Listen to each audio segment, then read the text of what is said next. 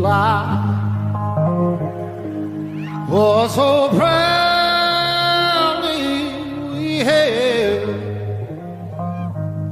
at the twilight's last gleaming, whose broad stripes and bright stars through the perilous fight.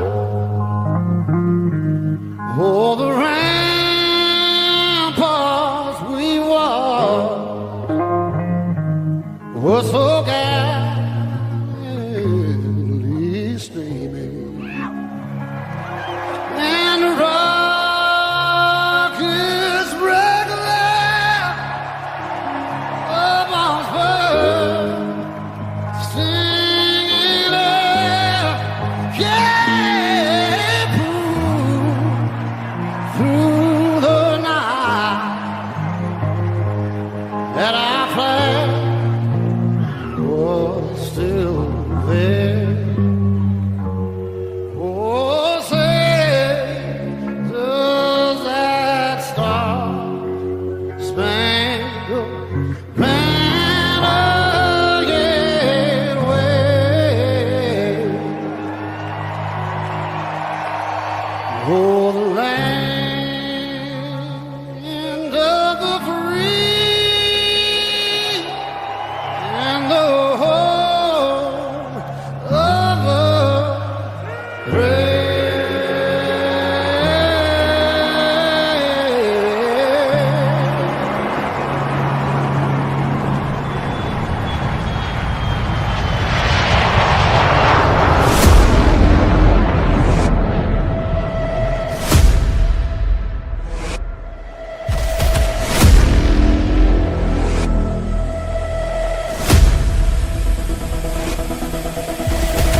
Welcome to Inside the Gamecocks, the morning show, presented by the West Law Firm and Resto Pros of the Midlands, part of the Chief Sports Network, and proud partners of On 3, Go Gamecocks.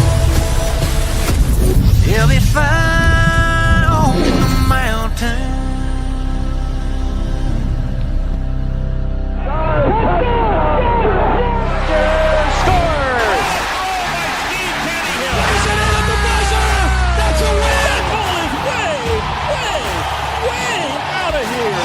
Consecutive home runs for Carolina. It is good. It's gone. He's in. Touchdown. Williams with the throw to the plate. He's going to score. It's a walk-off. Touchdown, South Carolina.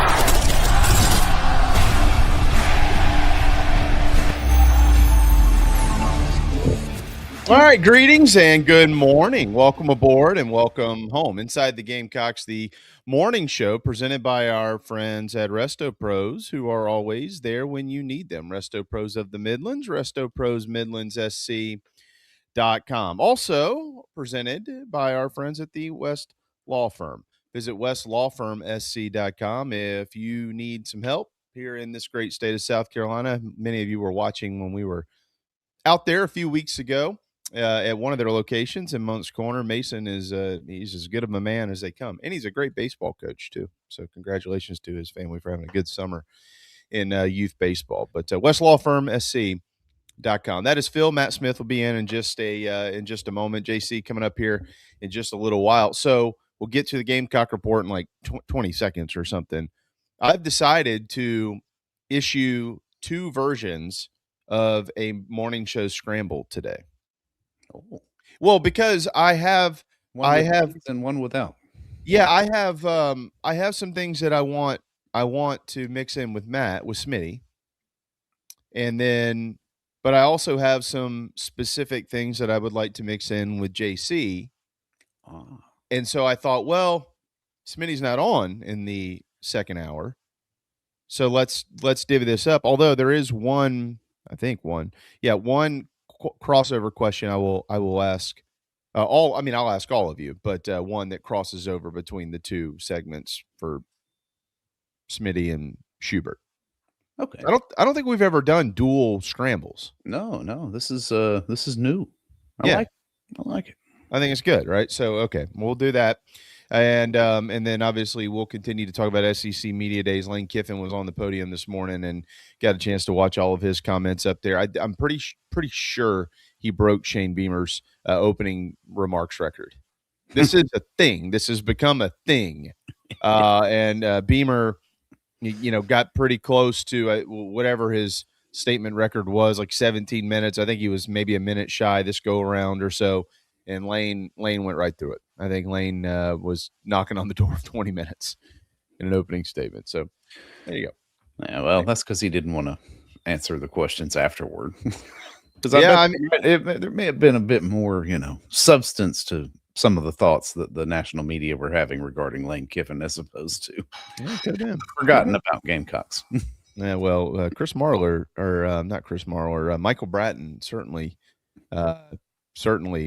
led him down one road and then threw a jab in there with the question he asked him. So that was and Lane did a good job. He played it off. He said, I had a feeling this was going somewhere. So I like when Lane talks. I think, look, he's Lane. You either accept him for who he is and you just move on, or you don't. And he's that he's a very dynamic individual in college athletics. But anyways, we'll get to more of that here in just a little bit. It is time for the Gamecock Report presented by Gamecock Traditions. What's going on in Gamecock Country? It's the Gamecock Report presented by Gamecock Traditions on the morning show. Visit GamecockTraditions.com or in Lexington and get your gear and apparel today.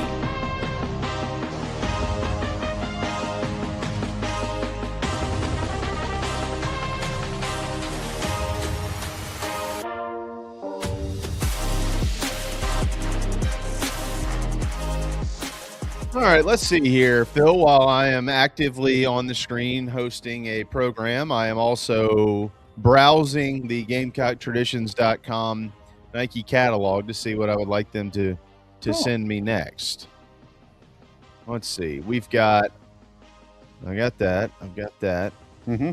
I think I've got so many. I do need a couple of more. I need a couple more T-shirts. Because I'm a big T-shirt guy, T-shirt and hat. That's kind of my deal. But I also need a long sleeve. They'll have long sleeve hoodies out, I think, later. And I do need another polo. The one I have my eyes on is white with gray stripes, horizontal, with the script Carolina on the left chest and the check mark on the right chest. Okay. That might be the next one that I put in a call for. What do you think about the logo that's the Gamecock, like the cartoon character Gamecock, not the one with like the golf club in his hands and all that, just right. The mean looking one with not the cocky, but yeah, like the old big spur one or whatever. Yeah. I like that. I do. Yeah. I like that. Yeah, it's I'm old, so I like throwback stuff. Okay. I like that too. They've got that in like a dark gray with some black stripes in it. Nice. I don't know. There's a long sleeve hoodie. I didn't realize they had that out yet. Oh, that might be what I want. That's the black one with Carolina across the chest and garnet. Ooh. Lots of decisions to be made. That's right. Anyways, too much. I know. Here I am. I'm just wandering off into Neverland. Gamecock Traditions this Saturday. You can buy that stuff while you're there if you're going. Gamecock Traditions in Lexington. That's where Nick Harbor will be, 11 o'clock on Saturday morning until 12:30. It's a $10 ticket to get in, but that $10 goes towards whatever you purchase that Nick Harbor signs. So let's just go ahead and get the prediction wheel going here. If you'd like an autograph from a future first-round draft pick in Nick Harbor, then you go to Gamecock Traditions on Saturday morning. That's right. How about that? Mm-hmm.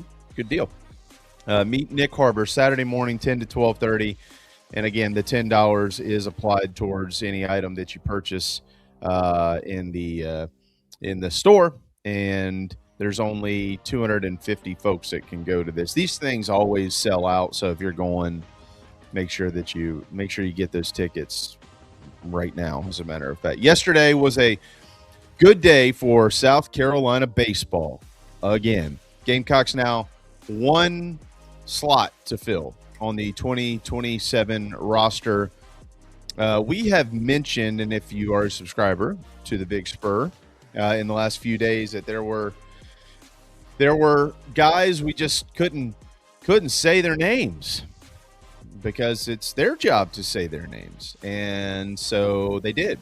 Outfielder Slade Bird went public. He actually committed on Sunday to the program. Bird has an interesting story. He's from Hilton Head, played at Hilton Head Christian Academy. He is the brother of Steel Bird, who actually was a catcher at Clemson, transferred to Manatee, which is the State College of Florida Junior College now.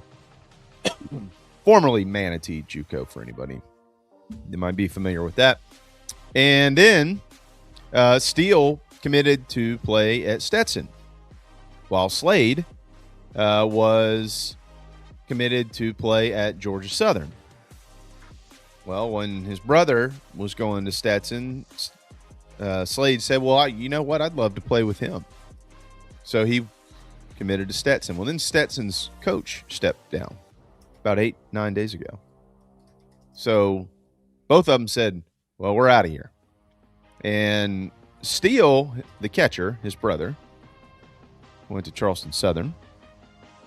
Slade is coming to South Carolina. He's the 4th-ranked outfielder in the state per the DiamondProspects.com, and he was, I learned this on Sunday when I found out about his commitment, getting some high draft heat.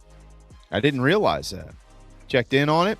That intel was spot on. So the number, not where they wanted it to be.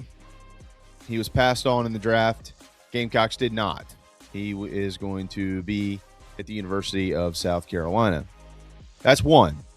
The other who was committed and revealed himself yesterday was a 2027 right-hander out of Virginia, David Cook, who has offers from everybody. West Virginia, who was kind of the story of the year for a while. Virginia Tech, Virginia, NC State. He's 6'3", 210 pounds. He will be a draft guy next year as well, but the Gamecocks, they've got him. They got him in the boat. And so he is the 7th prospect to commit to the 2027 class.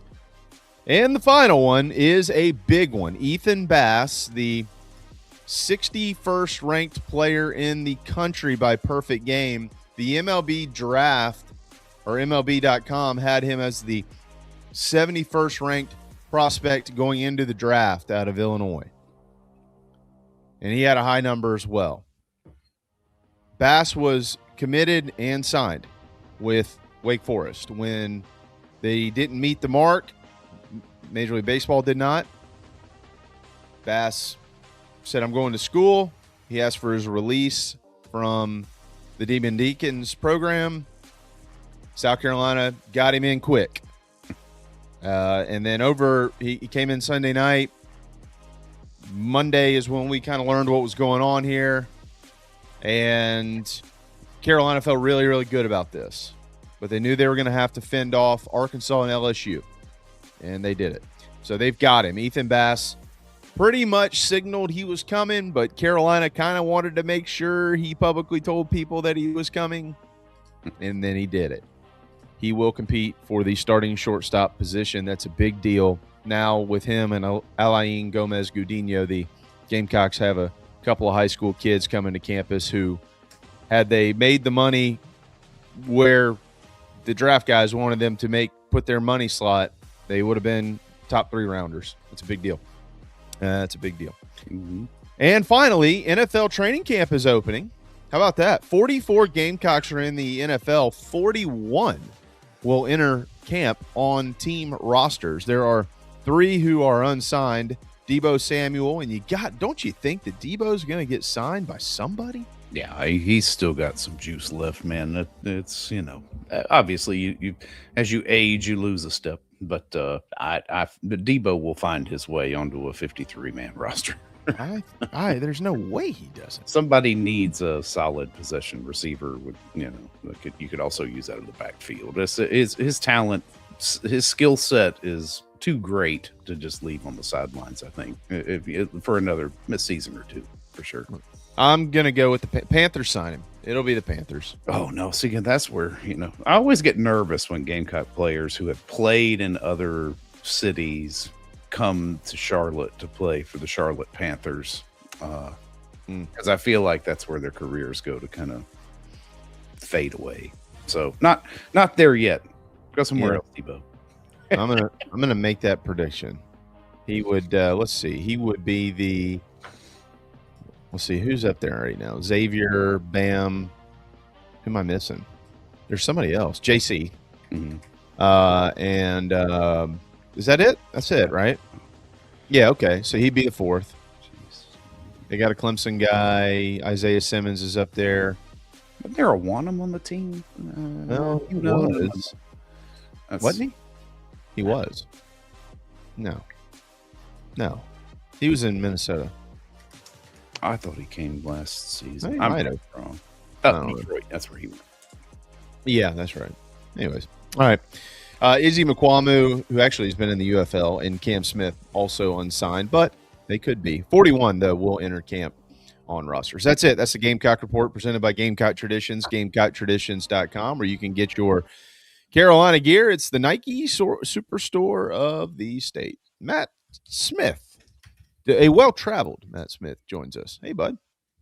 Hey there. That was obviously not on screen yet, but DJ Wanham played for the Panthers last year, but he's moved on. Yeah. All right. You said he's with Detroit now? Yes. Yeah. Detroit. Mm-hmm. Okay, I like that. My mom's a big Lions fan, and I pull for the Lions, so I'm not like a diehard. I can't miss the Lions game on Sunday, but when they're on, I watch them. Definitely on Thanksgiving, no doubt about that. I'm a big Dan Campbell fan too, and like the fact that he's brought that team back to, well, not back necessarily, but to relevance. Yeah. No, whoa. They're back. The Lions don't draft first. That's back. That's back. Yeah, you're right, Smitty. If the Lions or the Jets, we're drafting 8th this year. Like, we're back. We're back. That's a huge year. Lions, that's Browns. I mean, what kind of the Browns living in right now? You're the back half of the first round. It's manna from heaven. I'm good with the Lions thing. Y'all aren't. Wait a second now. You're not going as far as saying the Jets are back. Oh no. If I'm playing fantasy football. If the Jets were to draft anywhere outside the top 5, that would have meant they are back. Oh, gotcha. But that's not real. No, that's not reality. That's how you know you're going to be a bust if the Jets draft you. You're like, oh, well, that's it. Blown ACL right there. Butt fumble. Yeah, our buddy John Whittle's a big Jets fan. Poor John. He doesn't have much to do on Sundays. That's right. You got to take up golf or something. You get out of the house, go play some putt, go bowling. Can't sit around and watch the Jets. And on Deebo Samuel, now what I would say, and so I'm a Rams fan, so I got to see Deebo up close because I was always watching, West Coast football. And I watched a lot of that. I think this has got to be like an agent thing, a fit thing too, because what Deebo may have realized, I know there was some sort of falling out, and I don't know all the particulars, but no one will ever use Deebo Samuel the way Kyle Shanahan did. Yeah. And he found that out by going to Washington last year, that Kyle Shanahan looked at him as, and I mean this with the utmost respect, it's as a gadget player. He was able to utilize all the things that Deebo Samuel did. And then he goes in, Washington says, well, you're a receiver. And you're just going to be a guy out there at receiver, run patterns. And Deebo's like, well, you could direct snap it to me. I can return punts. I can do all these things. No, you're just a receiver. And then his numbers came down a little bit. Now in the open market, he's not the same guy, but I'm sure his agent is saying, you're worth this. But the Deebo we saw at San Francisco is worth X amount of dollars. And the one we saw last year in Washington is worth a different amount. I'm sure that has something to do with why he isn't signed. That's a good point. Well, how are your Redskins going to be this year, Phil? It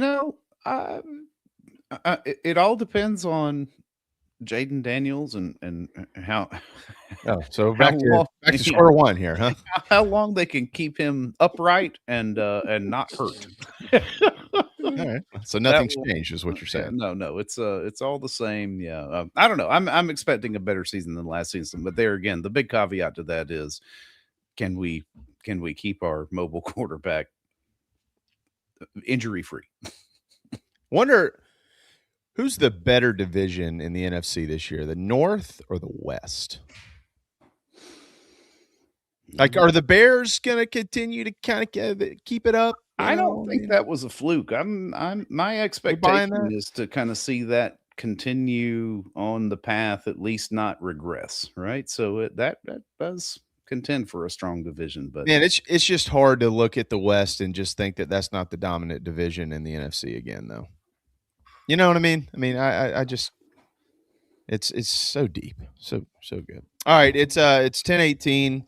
We do need to hit a timeout. When we come back, we'll get into the first half of our scramble. So we'll hold some scramble stuff for Schubert a little bit later on, but we'll put Smitty on the spot here as well, and we'll continue to monitor SEC Media Days. It's the final day down in Tampa. The final few coaches are set to go. One already went. We'll update you on that and more when we return. Palm Casual presents Hour 1 and our coverage of Carolina football.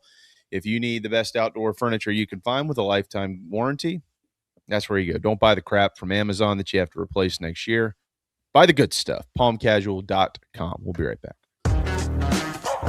Gamecock Traditions is your Nike superstore and your home for anything and everything with a South Carolina logo. Visit us in the Midlands and order online at GamecockTraditions.com. Go Gamecocks! The State Farm Personal Price Plan helps you create an affordable price just for you.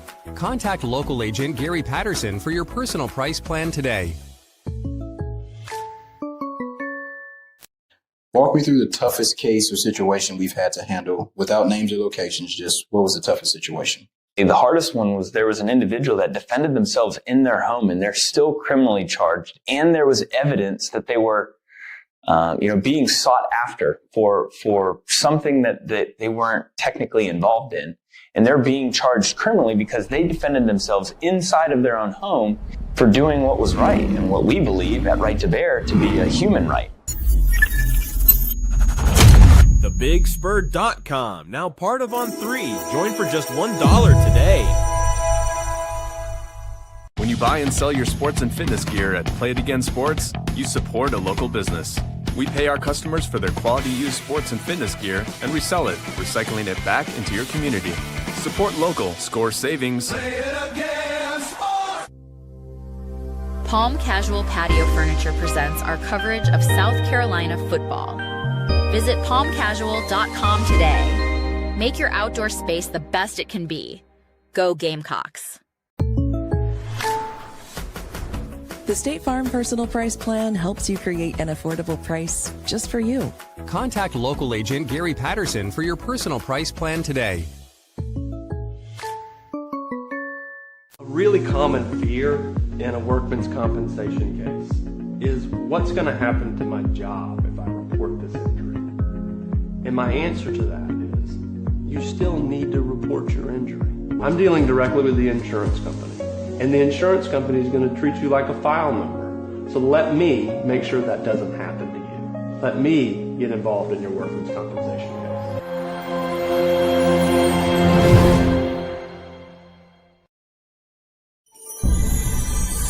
Coffee, weekday mornings with JC Sherbert. Watch or listen on the Chief Sports app, the Chief Sports YouTube page, and available on Apple and Spotify. Bring on your forces of nature. Bring on the storm that's raging.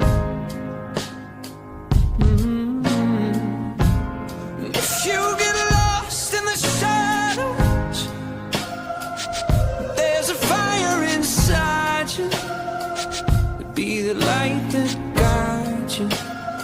Come on, carry your flame. Carry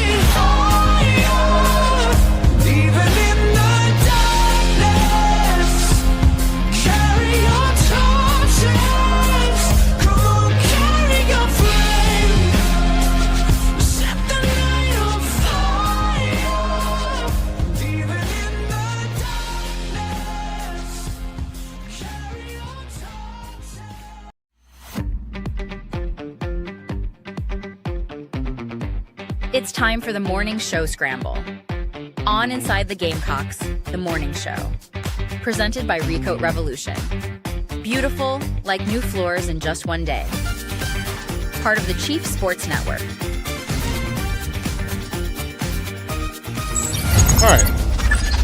10:23. Here we go. It is time to scramble. There's Smitty. 4-Quarter Friday, Smitty. 4quarterfriday.com. They are cranking it up and cranking it out over there if you're ready for high school football.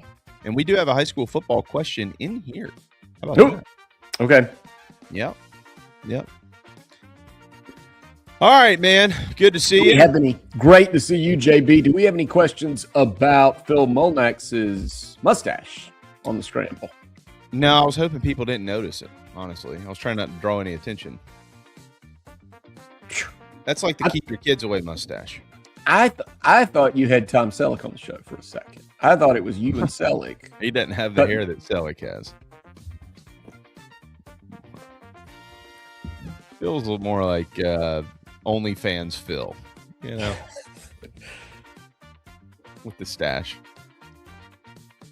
It's you do you, man. You know, nobody wants to copy my. I love how I can derail the show without even being on screen. Thank you, Smitty. I appreciate that. Well, and no, wait. I also see. Is that like a soul patch? Yeah, it is. It is a full stash and soul patch. See, I didn't even know you played bass guitar. Right. I mean, I'm channeling. This is my midlife crisis, Smitty. Phil, I'm starting a band in the garage and playing bass. Nice. If you put on a blue mask with horns, you'd look like the Duke Blue Devil. I'm giving myself some options for Halloween, is what it is. I'm trying to keep everything open right now. Everything open. Yeah, my wife is a big fan of the mustache, at least for now. This happened a couple years ago, I think, and then when she gets tired of it, then it'll disappear. That's what matters. That's right. My dad had a mustache forever. I remember when he shaved it, and I was a young kid. He walked in the door, and it was gone. I didn't know who he was. Same with mine. Like I had a mustache for ages, and then he shaved it off, and it was interesting. We got some interesting pictures where he shaved half of it off, and then we took a picture of that. Of course, you know, that was back in the day when you had to take your film to the pharmacy to get developed. Oh yeah, actually get to see those for a week. Those are the good days. My father has a mustache that he's had since he was 18 years old. Now he is 76. So I've never seen him without one. Yeah, you wouldn't know him. All right. That's probably he doesn't know what he looks like without a mustache. Part of his face. Well, I keep the beard because I just don't feel like shaving every day. So yeah. Well, I'm also trying to throw off all the flock cameras and things like that to really confuse me on the back end with the AI. Well, I can't, and so it sounds like I'm kidding a little bit, but I'm not. I'm always jealous. You know, JB's got the Jason Statham 5 o'clock shadow. Right. Yeah, You've got the good mustache. I cannot do it. This is as good as it gets for me, Smitty. So don't I'd have to feel go like I'd have to be on an island like Castaway, Tom Hanks, for 6 months to come away with anything. Well said. Well said. All right, let's go. Now that SEC Media Days is wrapping up, and Lane Kiffin spoke this morning, Ryan Silverfield had a great quote, by the way, earlier. Is due up in 4 minutes. Jeff Levy at Mississippi State and Steve Sarkisian will wrap it today at 2:55. But now that it's wrapping, Smitty, what is the biggest on-field storyline in the league? On the field, what is the biggest storyline?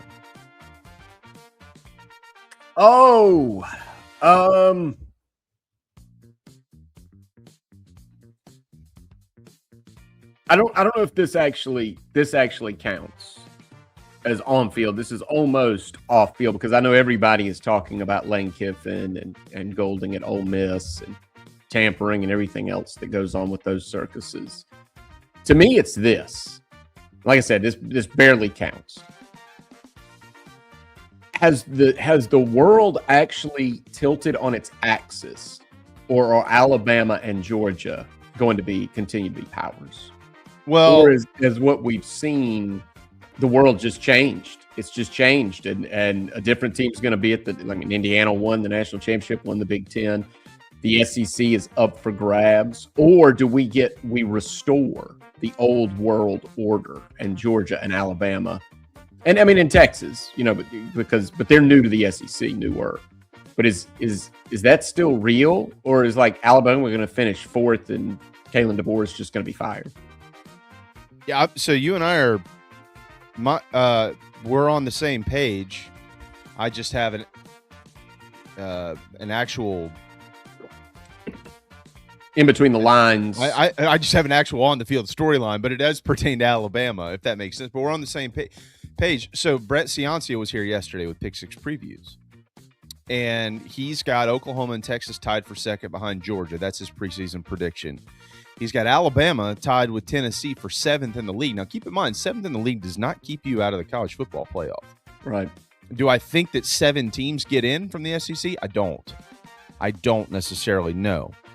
But there is a 9-game league schedule, and we don't know how this thing's going to play itself out just yet. Seventh in the league could be 9-3, depending on who beats who. If that were to happen, and I gave Brett this research yesterday. You hear that? I gave Mr. Research some research. Mm-hmm. Yeah, everybody look at me. That would be the worst league finish by an Alabama team since Ray Perkins led them to a 5-6 overall record and a 2-4 SEC record in 1984. 42 years ago, they finished 7th in the league that year. Now, remember in 92, we kicked into divisions, so you couldn't finish 7th for a long time. And then just a couple of years ago, we switched back to just 16 teams. But still, 42 years since a finish like that. 7th this go around will not be a losing record, but it would still be that type of finish. My biggest on the field storyline is absolutely 100% the quarterback situation at Alabama. Yeah. And the reason that it is because they don't have one. They have lost 4 games a year since Kalen DeBoer has been there, which quite frankly, it's going to sound crazy, I don't think it's that bad. He replaced the dude. They went to the playoffs last year. It's not like they were hovering around 500. He replaced the greatest head football coach in the history of the sport. And he has gone, 20-8, 21-8, something like that. It's not bad, when you're replacing that guy. But who is the quarterback when they lost all those offensive linemen? They did bring linemen in via the portal. So how's this thing going to work itself out? I just, I look around and, you think about the other things. I mean, people seem to continue to want to be really high on Ole Miss. Down in Baton Rouge, we'll talk about them maybe a little bit later on. But I mean, but I do think people will understand if Lane Kiffin's team isn't in the playoffs. It's year one. I don't think LSU fans will care. They paid $100 million to get this deal done. But Georgia, we know what to expect there. Texas, we know what to expect there. Oklahoma, we know what to expect there. It's just rare that you go into a year with Alabama where you go, I don't know what to expect. To me, therein lies the problem with the marriage of Kalen DeBoer and Alabama. And I also think, and I'm going to defend him a little bit here when I say this. He took the Alabama job at the worst possible time you could take it for 2 reasons. Not only are you following Nick Saban, you also have landed in an era, and this is, I had a long, in-depth talk with a CBS writer at ACC Kickoff about this. No one that was a premier program 10, 15 years ago is better in this era. None of them. Georgia's not better off. Alabama's not better off. Clemson is not better off. Florida State is not better off in this era because it is so much more difficult to develop a program as opposed to a team. And I think everybody can understand that if you're a backup quarterback for Alabama, you're not going to stick around in this era of accelerated player movement. You can't stack linemen if you're Kirby Smart and hide players away. They're going to take off for a variety of reasons. And whether that's good or bad, that's a different debate. The point is now, if you're let's use our own state, Dabo Swinney, you're at Clemson. He's a victim of the success he had previously. Well, why can't you do it in this era? Even if he didn't drag his feet into the transfer portal, it's just not feasible that the way the teams and the programs operated in those years in that era can operate the same way now. I just don't know that you can win 13 games 3 years in a row right now, because you're going to miss on a guy at quarterback. And if Kalen DeBoer misses on a guy at quarterback, to your point, he might be gone. That might be bye-bye. And is there anybody, go back and look at his resume and watch all the things that he's done. Kalen DeBoer can coach. This is not about that. It's about circumstance. And Kirby Smart's a victim of it as well. People are waiting around. Is Georgia going to return? And if Kirby Smart is wrong about anything he's done in assembling this roster, if he got anything wrong, the answer is no. And he'll be crushed for it. That's a good point. Good point. All right. Matt, I want to ask you a question. This falls right in line with fourquarterfriday.com, which is awesome because if you are subscribed, if you're not, you do realize you can get Four Quarter Friday if you're a Carolina fan. You don't have to be a Carolina fan to be subscribed to Four Quarter Friday that covers high school sports. But if you are a Carolina fan, you can get the Big Spur, Gamecock Central, and Four Quarter Friday all for $1 and then 50% off the rest of the year. Pretty good deal. You go to your own high school team page. It has the schedule on there. When we populate articles, those will go on those team pages. If you download the On3 app, it is really cool. So let me ask you this. Regardless of the current rankings, regardless of the current On3 rankings, who is the best high school football player in the 2027 class in South Carolina? All right. I'm going to lean on Rob quite a bit for this. He loves Xavier Means, quarterback for Northwestern. I don't know where he's ranked. I don't know what that, but he loves him. And I'll tell you who I love that I've seen in person, that I'm still waiting, I think is going to absolutely pop. And then, of course, you've got Irmo has about 3 candidates. There are a couple candidates at Northwestern. I'll tell you who I love, and I guess the answer is a slightly different question. To me, the most underrated player right now. Okay. And is Franklin Richardson, quarterback for Sumter. Really? And he's being recruited as a running back at the next level. And the offers I'm seeing are not in line with the player I've seen yet. Big kid, right? 6'2", 220. Big kid.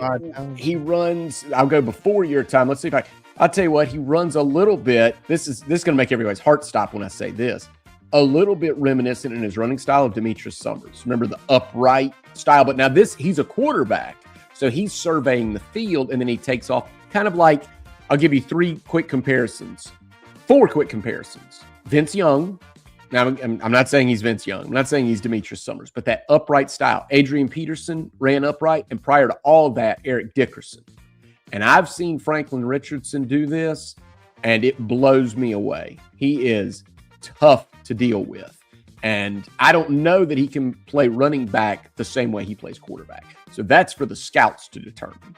But now you're asking, on a football field, he's completely and utterly underrated. He wrecks people.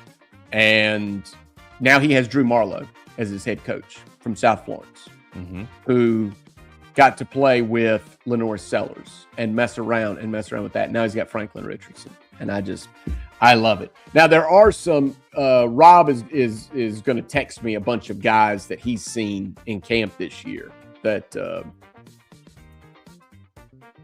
he's gonna want me to mention as well. Well, I know that the top 2 ranked players in the state per the On3 rankings, Jaden Bryan, who's going to Miami, Trey Segarra, who's going to LSU, although I'm not so sure that door is really firmly shut on him leaving the Palmetto State just yet. I've been told, and again, you got to figure where it's coming from, and sure, I understand that, but at the same time, these guys that I lean on, they'll just tell you if the kid isn't coming to South Carolina, they'll be like, yeah, I wish we had him. But I've been told that the lineman Nate Carson at Irmo, his future, there is really not much of a ceiling for him. I mean, he's got a chance to be whatever he wants to be. And he's committed to South Carolina. I do know that. But the Richardson kid, so I hadn't heard that. Well, he's not a recruit like that. See, not yet. Not yet. I mean, I've seen Trey Segura film, have not seen him in person, which I'd love to do. But I was able to speak with Coach Reggie Shaw about him, and he said, forget it, A+ person. He does everything we ask of him, and they don't have to lean on him either because they've got another running back behind him who's fantastic. So they're really strong there. I mean, you mentioned Jaden Bryant. Yes, everybody talks about Jaden Bryant. Also, Nate Carson. I mean, Irmo's just loaded along the lines. Yeah. With what they do. But yeah, I mean, there's a few players that bouncing around from Dutch Fork and Irmo that I want to see in person before I commit to that. But to me, Xavier Means is somebody that, and I don't know how he's being recruited either. See, again, the high school question versus recruit question, but Xavier Means is a fantastic high school quarterback. And that's somebody that is just, he bedevils all the defensive coordinators that pull up the film. I've heard that over and over, and so has Rob. And that's why we want to mention, give him his mention, because I think he may be an athlete at the next level kind of thing. But right now, 2026 season in the state of South Carolina, Xavier Means is going to be a load as a quarterback in Northwestern. I think it's not as, I think we were projecting the 2027 recruiting class in South Carolina. If I remember a couple years ago, we were looking at this thing going, man, this thing's got a chance to be really, really, really, really super good. I think it kind of leveled itself off a little bit, but what I've learned is there are some underrated, it's an underrated class in areas. Don't look just straight at the rankings. You're going to have to go see some of these kids play. I'm excited about it. All right, final one for you here. If you pull up the South Carolina football schedule, which opponent who you expect to be highly ranked, meaning, Alabama, let me look at it. Alabama, Tennessee, at Oklahoma, A&M, Georgia, those certainly come to mind as of now. Which opponent would you go ahead and say, we're going to put them on upset alert, where South Carolina would be in line to knock them off that evening? As it stands today, because the Gamecocks aren't ranked, those guys will be. I know there are some expectations in some outlets for South Carolina, but none over those teams I just mentioned. I'm going to say Georgia. Really? As good as I anticipate Georgia being, it's at Williams-Brice. It's late in the season. And that means that there will be all of this time for Sellers to gel with Nick Harbor and all the other weaponry in this new offense. And if this team, if Jacarius Peak and Lenore Sellers and Dylan Stewart and Harbor and others are all healthy that late into the season, Georgia going into Williams-Brice against what I anticipate a South Carolina team having something to play for, that's going to be a problem. And they never get that, because in my life, what's the latest in your lifetime or mine, JB, that Georgia has been on the schedule against South Carolina? Yeah, there were a few. I feel like a few years ago there were some early October, early November. Okay, well maybe there were. Maybe there were. In my mind, not this late though. No. Yeah, this is really late, and I think that finally this is a South Carolina team, because historically this has actually been a tough spot for South Carolina. They played, the old Orange Crest schedule, Florida or Tennessee, at this spot in the calendar, South Carolina didn't have the depth and they were beat up. I actually think later in the year for a change, and really it has a lot to do with Lenore Sellers. I think the way they beat Clemson 2 years ago, where they came together, and that was a different team than they were early in the year. A few years back now, when Spencer Rattler kind of just got hot and they beat Tennessee and Clemson at the end of the season because he finally really clicked inside that Dow Loggins offense. I think Shane Beamer has gotten the recruiting to the level where South Carolina is no longer limping into November.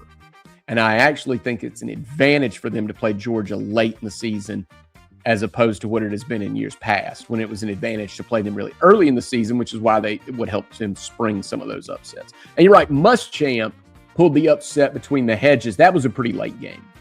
That was pretty late in the calendar that year in comparison. The Dakarian Joyner game, the Israel Mukwamu game, when they pulled the upset. But I'm going to say Georgia. I'll tell you why I'm not saying Tennessee. I think Tennessee's good. I think they're dangerous. I think they're dangerous this year. And I think that's a tough matchup for South Carolina. Yeah, to be clear, I'm not saying that any of these other teams aren't programs that the Gamecocks cannot upset. I think that, honestly, I think if South Carolina is healthy and they're playing well, I think that they can beat anybody on their schedule. I really do. I'm not saying they'll beat everybody. I'm saying that they can beat anybody.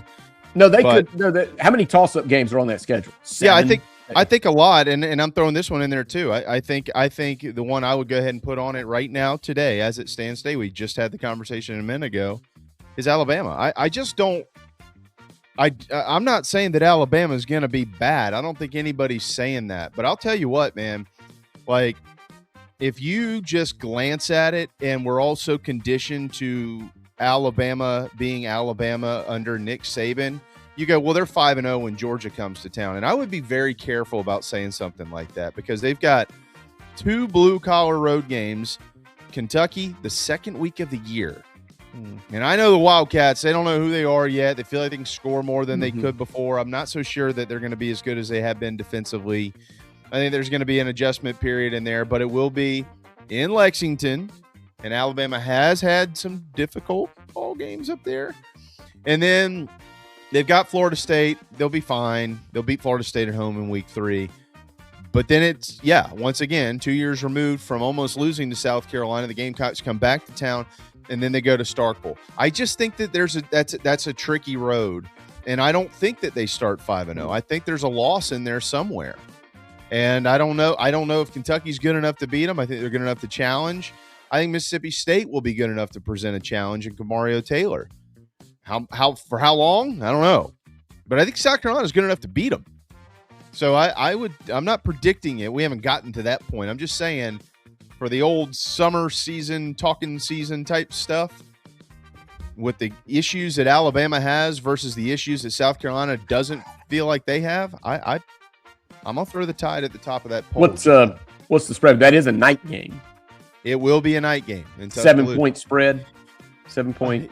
Yeah, maybe. And I'm trying to think too. The last time, so 2009, that game went into the night down there when they decided just to snap the football to Mark Ingram the entire fourth quarter, and pulled away from South Carolina. Other than that, 2 years ago was a day game.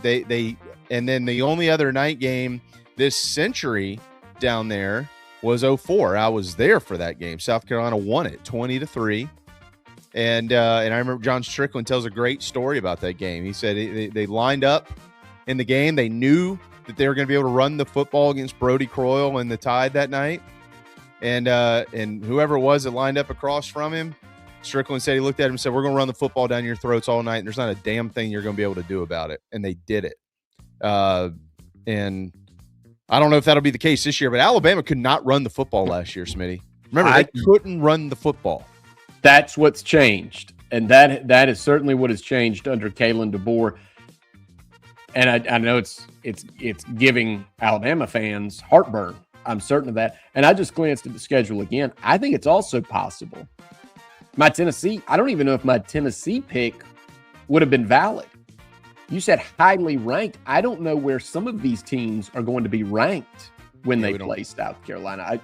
I'm looking at I think this is South Carolina has some opportunities. In other words, I just feel like if Heupel's going to really do it and put something together, it's got to be this season, because we've seen flashes and we know how dangerous they can be. We've seen them drop a 50 burger on just about everybody, but they're inconsistent. I just wonder how Heupel's going to do. But that game's at Williams-Brice. I don't even know if that one would count. I don't know if that would shock the world. I don't think that would shock the world if South Carolina won that game. Well, if Carolina's off to a good start, and they could be, I know one thing. There's an off week before that, and that means there's going to be 2 weeks leading into this game. There will be plenty of 2022 highlights, and I don't love that. Tennessee's seen enough of it, but keep in mind, that will be the Vols' 8th straight game without a bye. That's a good note.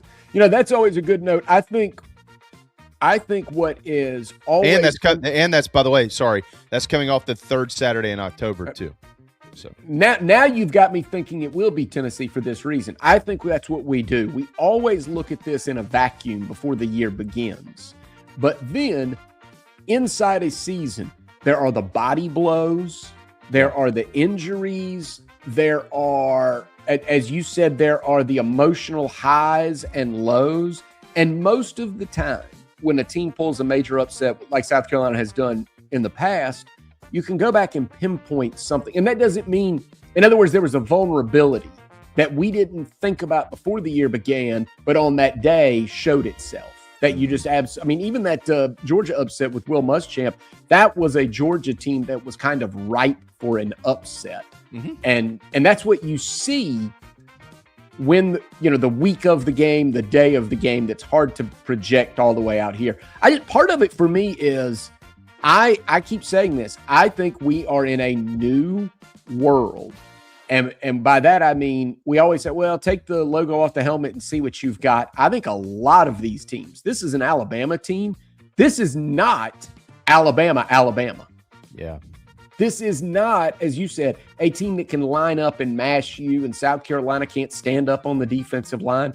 It's not who this is. That's not the world we're living in right now. As a matter of fact, Alabama may look at their offensive line and then look at Dylan Stewart and say, we don't know what we're going to do. Not the other way around. We don't know how, if Dylan Stewart is healthy and his back's feeling good and he's got that get off, that first step that we know he's got when he's feeling himself, Alabama's thinking we're going to chip a guy. So it's not the old world where South Carolina was questioning how they were going to stop Alabama's run game. Alabama is thinking, how do we keep our quarterback upright against Dylan Stewart? Yeah.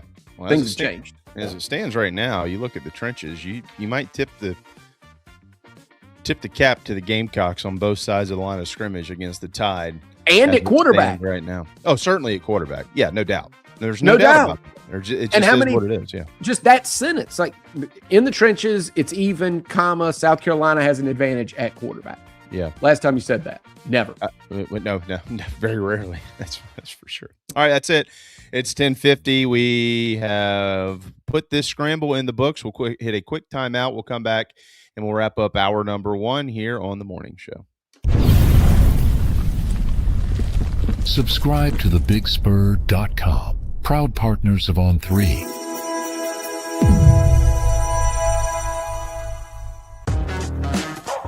Gamecock Traditions is your Nike superstore and your home for anything and everything with a South Carolina logo. Visit us in the Midlands and order online at GamecockTraditions.com. Go Gamecocks! It's time to bring the gym to you. Do it your way on your time in your home. We all have busy lives, kids, work, and anything else that can interrupt our daily routine. Maybe it's free weights or a treadmill. Maybe it's a rower or a home gym. Visit Charleston Fitness Equipment and start taking care of you. Do it your way. CharlestonFitnessEquipment.com. Go Gamecocks.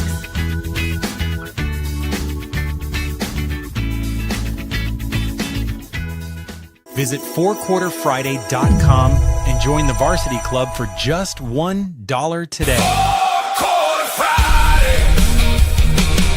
Whether it's fireside or poolside, if it's time to watch the Gamecocks, Palm Casual will make your outdoor space the best it can be. Visit palmcasual.com and come see us at one of our South Carolina locations. Go Gamecocks! Today and every day, we celebrate our great state of South Carolina. This week, our hometown highlight takes us to the PD in Lake City, home of the great Darla Moore and our friends in Johnsonville. We love the PD. Hey guys, this is Mason West with the West Law Firm. We want to say hey to all our friends and family out in Lake City and the Johnsonville areas. This is a great football part of the state. We can help y'all out in any way. Give us a call, 843-897-7525.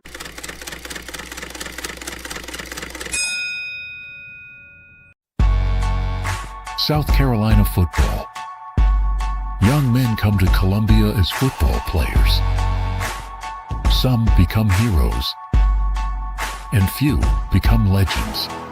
'Cause we're gonna be legends. Gonna get there a chance to be It's about to be legendary. Yeah, we're gonna be legends. We're gonna teach them all a lesson. Got this feeling in our souls we carry. It's about to be legendary. In Columbia, South Carolina, legends never die. Yeah, it's 10:54, and we are nearing the end of hour number 1. The morning show powered by our friends at Electric Bikes of Charleston, electricbikescharleston.com, electricbikescharleston.com. Did you know for Smitty, and then I got a question for you, but a quick did you know the Gamecocks return the 5th most production in college football, 68%. Now, 76% of their offense returns as well from a production standpoint, but they didn't produce a lot of offense last year. Yeah. So it's a matter of do you put more weight on the fact that you got a lot of the same players as you had last year, including your quarterback and your star wide receiver and your starting running back, or do you put more weight on the fact that they just, overall weren't very good? It really, I think, comes to, it's more individualized when you have these conversations, who is who and why. But for the Gamecocks, that's a big deal, and I think it's being undersold quite a bit here as we enter and approach the camp season. And where do you think they will be selected by the writers today? There? Yeah, I think somewhere in the 9-10 range. Yeah, I think somewhere in the 9-10 range. And I think that, yeah. What? I was gonna say, do you miss divisions? I'm starting to miss divisions. Yeah, I never wanted this. I really enjoyed divisions. I know I get the reasoning behind it. Wanting to get the 2 best teams in the SEC championship game. That's kind of a moot point now. So I think that if they could go back and do it, honestly, there's 16 teams. I'd like to have 4 divisions, and you play everybody in your division every year, those 3 teams, and then you play 6 teams from the other 3 divisions, meaning 2 from each division, and you rotate those every 2 years. So you play everybody every 4 years in the league. That's what I would do, home and away. But, I want geography to matter again to anybody, somebody, somewhere. Mm-hmm. Yeah, I mean, if that was the case, Smitty, you're looking at Florida, South Carolina, Georgia, and I don't know if Tennessee fits the mold there. It might be more Auburn, to be honest with you. But I don't think you can do that because Auburn and Alabama are going to play every year. So you could now with the non-conference games because you can have 2 permanent partners. So Alabama could then play Auburn and Tennessee, however you wanted to move it, as 2 permanent partners. Yeah.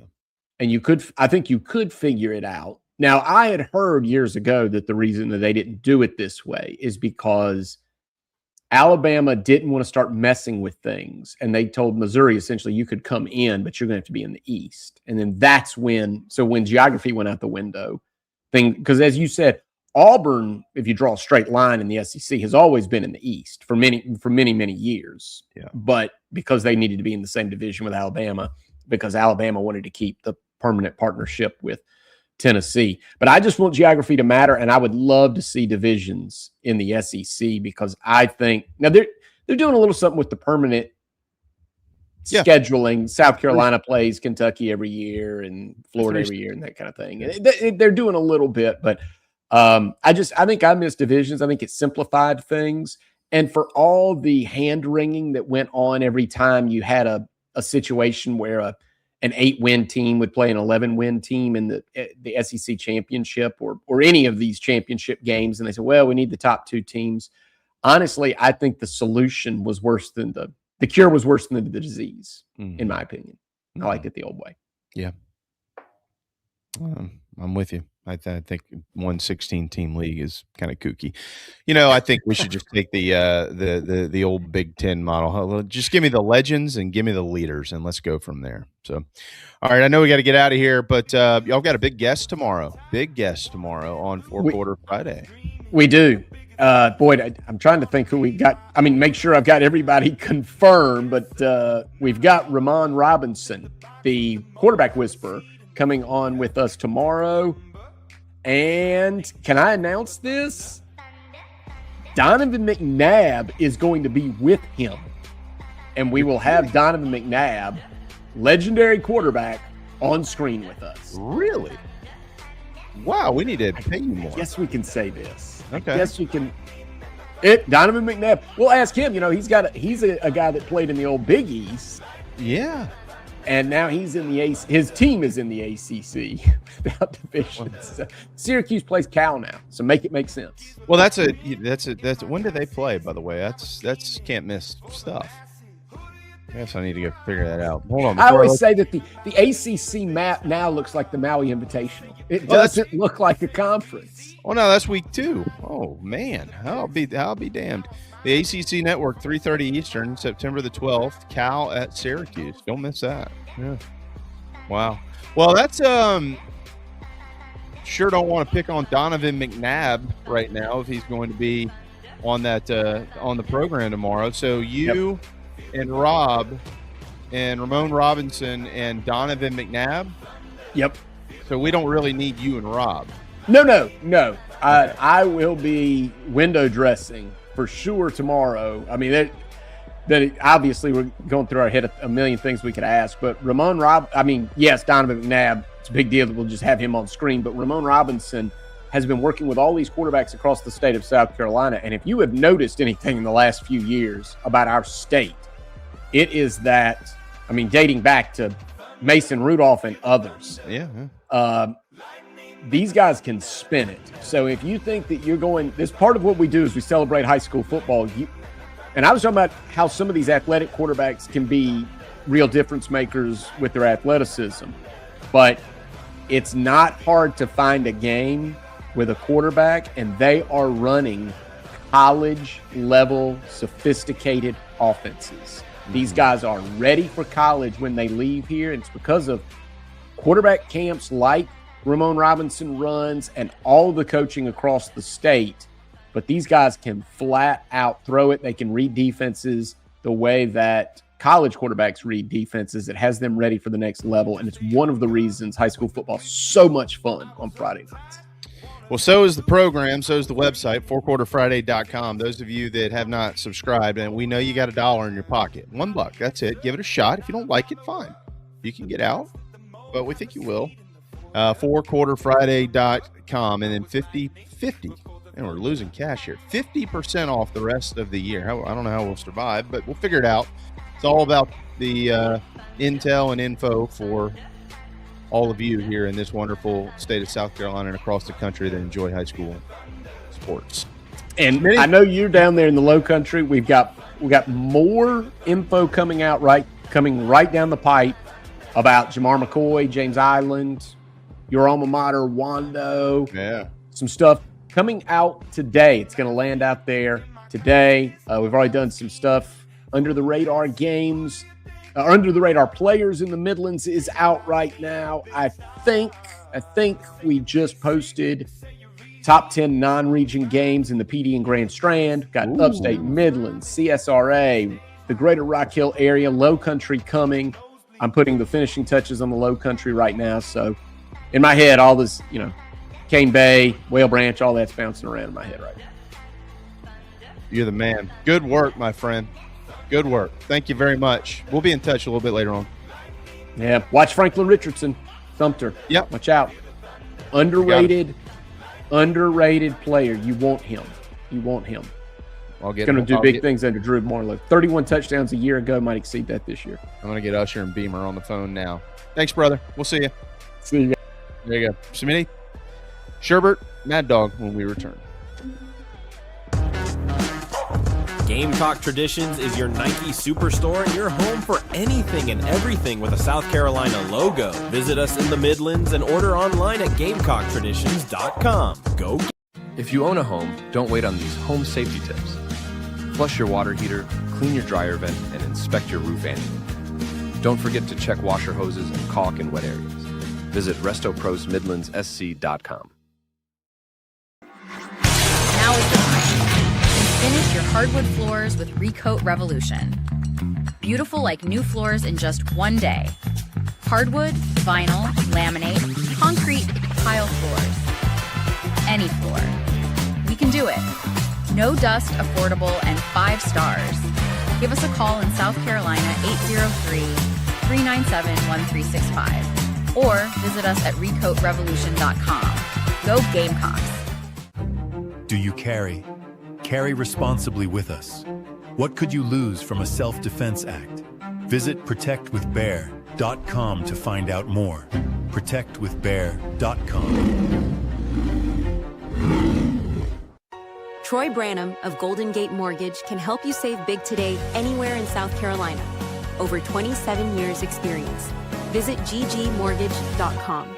Troy Branham of Golden Gate Mortgage says go Gamecocks. Dry Space Crawl Space Solutions are your local home protection experts. Crawl space encapsulation, sump pump and drain installs, humidity control, duct cleaning, basement waterproofing, concrete leveling, and French drains. We do it all. Visit dryspacecs.com. dryspacecs.com. Go Gamecocks.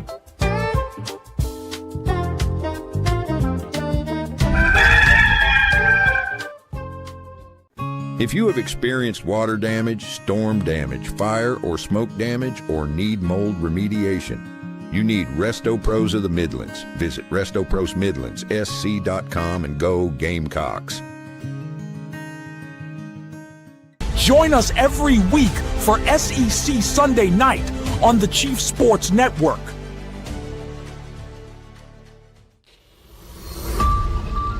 Subscribe to fourquarterfriday.com for just $1. High school sports coverage in South Carolina. Part of Rivals and on 3.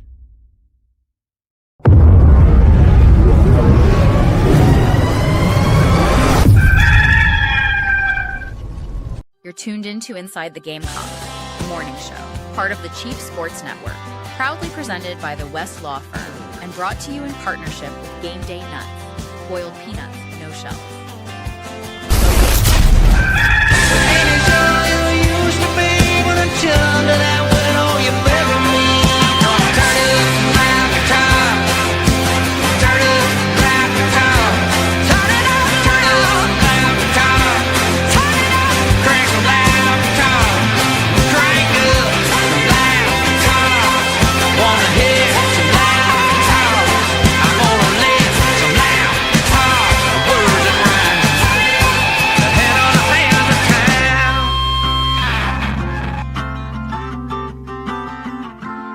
It's the final hour of the morning show presented by Resto Pros and the West Law Firm. Welcome back. Resto Pros of the Midlands, RestoProsMidlandsSC.com. Final day of SEC Media Days. Ryan Silverfield has made his way to the podium and off of the podium, and there are 2 coaches to go. Jeff Levy, the head coach of the first league opponent for the Gamecocks, representing Mississippi State at 1:30. Steve Sarkisian will wrap it all up at 2:55 this afternoon, and it'll be over in 2026, and we'll be on to camp soon. Gamecocks will report on August the 6th. They will practice Friday morning, August the 7th, and they will kick off on Saturday, September the 5th. J.C. Sherbert and Mad Dog join. Good morning.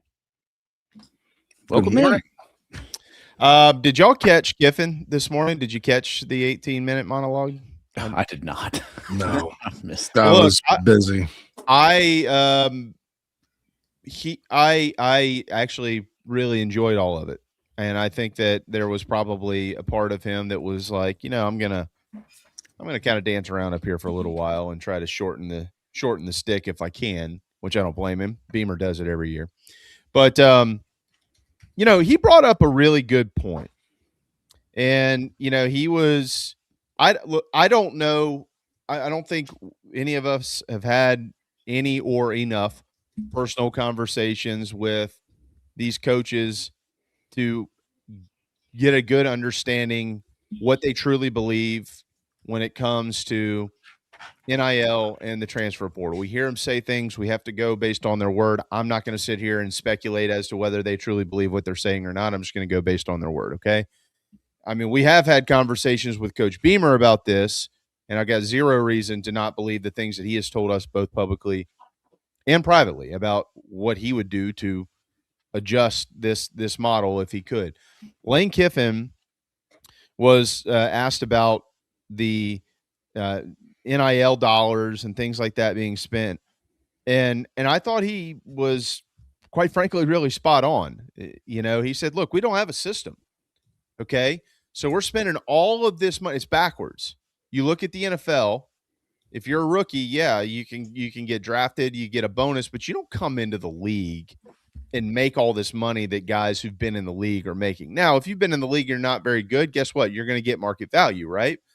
But he's like in college football, we're paying all these high school kids a bunch of money just to get them to come to school, and then we've got guys who are actually they're older, really good players, but we're not paying them near as much, and it's not a really good system to work within. And he even mentioned, look, there are, he didn't say the names, but there are some coaches out there who decided, well, we will go ahead and tier this system.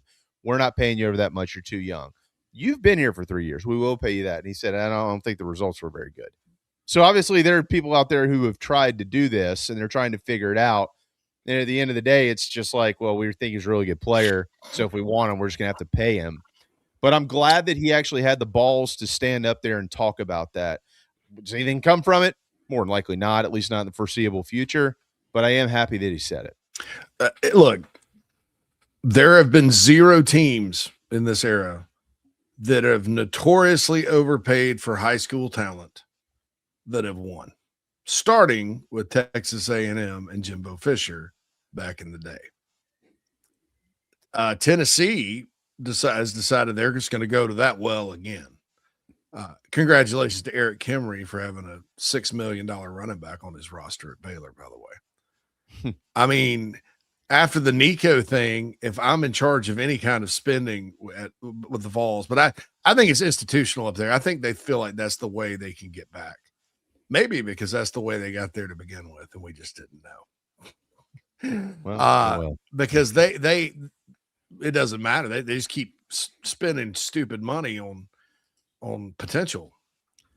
Look, I love the running back. I think he's elite. Is he Adrian Peterson good? Will he make an impact like Marcus Lattimore? I don't know. I'll ask we Eric. don't know. We don't know. I'll ask Eric about it. But backs get hurt, I think they're a little more valuable for the college game than the pro game. But Lane Kiffin's absolutely right, and people should listen to him, and here's why. Because it's easy to dismiss things he says. But here's the reality. There is not a coach in the country that has done better in the transfer portal era building a roster than Lane Kiffin, period. Mm-hmm. No question. At Ole Miss, where you don't really have you don't have a big numbers of high school talent to go get. You look at when Mississippi State and Ole Miss have been not just good, but great. It was the Jackie Sherrill era with the transfers from the JUCO ranks. And it was Lane Kiffin at being the portal king at Ole Miss. And what Lane Kiffin's done, and Neil McCready told me this, who's on Ole Miss Insider for an article on the Big Spur last year. They assign a value to every player they recruit. And if it's a penny more than the value, they're like, well, we'll just go get the next guy. Because everybody thinks that they were spending stupid money. That's stupid spending. No, Texas A&M and Tennessee are spending stupid money. Mm-hmm. Ole Miss spent enough, but they did it the right way. And so anything he says about the portal and NIL and all this other stuff, I listen to, and I agree with him completely. I don't think that, we do have it backward. High school, you don't get $1 million based on things you accomplish in high school unless you you find a cure for something, or you design a robot that does nifty things, or you're just like a super genius, or you win a contest, or you're a fantastic baseball player that goes to the pros. But this isn't the pros. We're not the pros. This is college. And I think it's absolutely ridiculous. And it's not the kids, it's the schools. And this Tennessee thing is just going to make things worse, because the next 5-star running back that comes out is going to demand, I want that contract. Okay, who's going to pay it? And then go back, guys, and look at where we're at 3 years later with some of these cats. Well, I think Lane Kiffin made I think he made some people think today with a comment he made about the transfer portal. And he kind of said it offhand in the fact that I just mentioned how he referenced the money. Okay, there's a player in this state right now who is ranked incredibly high, who's leaving the state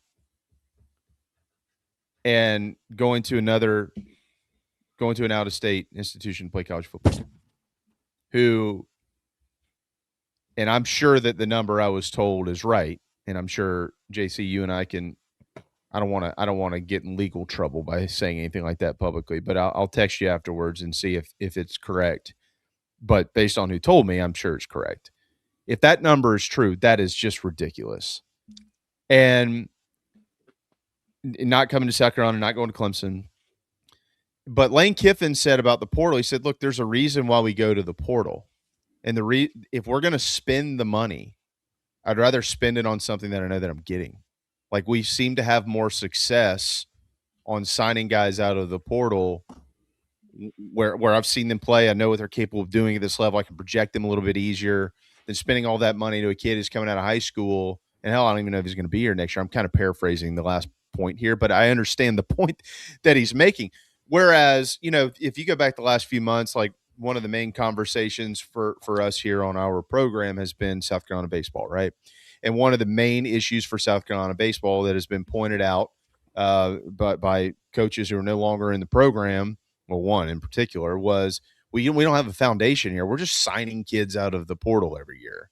And we don't really have a method to our madness. Nobody's growing up in this program. But those are apples and oranges. The sports are totally different.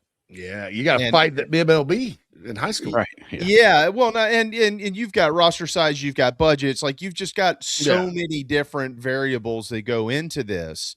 But I think a lot of the general public who follows along loosely, which is the large majority of people, and we need to make sure we remind ourselves of that from time to time, they put it all into one big basket.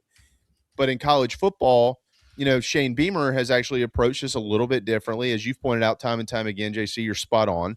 The South Carolina Gamecocks, when they sign really good players out of high school, those guys very rarely transfer unless there was actually an issue there. There are very few, if any. I don't even know if there is one that I can remember in the last few years, other than when Beamer first got to campus, that just said, well, they're going to pay me more money, so I'm out of the door. Two things there. One, they don't want to leave. Two, South Carolina said, well, we think you're worth that. We can pay it too, by the way. And they've done it. Okay, problem solved. Lane Kiffin is basically saying, we're not against signing really good high school players, and we know that we're going to have to sign good high school players, but we're not going to waste money on them. So if we're going to spend all that money, we're going to go spend it on kids in the portal. And I think when he said that today, there's probably a couple of coaches out there, because Lane Kiffin said it, and the point you just made, JC, that he's probably the most successful power coach in the country, if not coach in general, who has executed the portal at that level. He's saying it on that stage. This is why we go portal heavy. There's probably some people maybe looking at it and reevaluating a couple of things just based on what he is his comments this morning. Absolutely. And here's the thing too. So you talk about the player.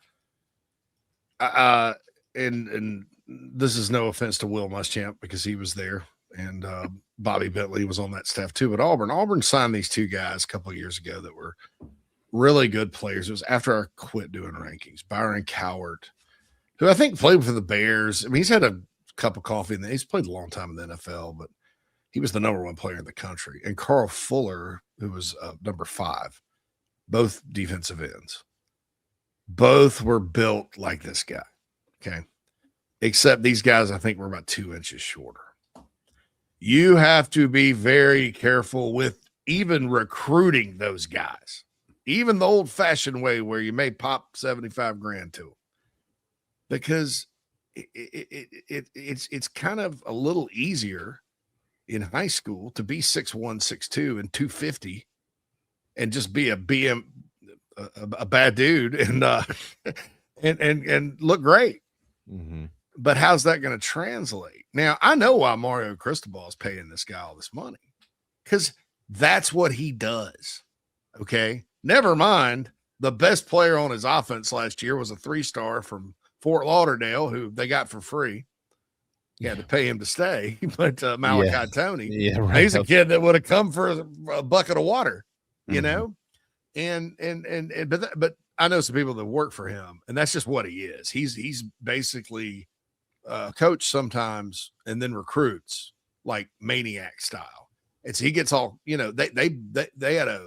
got a corner that's ranked up there with Dobson, was committed to Georgia from Long Beach Poly. And so they went to flip him. Long Beach, California, right? All the way across the country, which is still dumb. Georgia had him and had him a decent offer. And they were like, well, we'll give you this 3 times as much as Kirby. Kirby was like, okay. And so that's why Miami's doing it. It's not a surprise the kid went to Miami, but this kid too, man, he's big right now. You could project him as a tackle and not blink an eye. So my question is, if you give him 7 figures plus, which I'm assuming what you heard, because that's what I've heard, and he's either got to commit to staying lean with a money-driven individual, because that's what it is. Let's just call it. He went to the highest paid person. I'm not gonna say bidder, but the highest deal. He was going to take the best deal, no matter what. Right? Thinks he's Reggie White right now. Most of them do. But somebody that's money-driven and is in South Beach with a bunch of cash, a leisure paradise, and he's got to stay in this, not only do you have to do the development and all that to play at that level and compete for a starting job in Miami, which will have talent, you've got to work at it. You have to actually work. And what I've found is when people get paid before they work, they don't work. Right. And so then, okay, we'll slide him inside like Melvin Ingram. Great. Okay, super. We can do that. He'd be special. Is he going to commit to playing that game and knocking heads with these big guards and taking on double teams and things like that? I don't see that kind of player in him right now at Irmo. I think Nate Carson's a tougher player overall. I think this guy's more gifted. And so you're paying a guy where just to take all the money out of it in football, he's going to have to commit and work one way or the other to be that 5-star guy. And then 5-star doesn't mean you're good now. 5-star means you project to be good. And football's as developmental as it gets.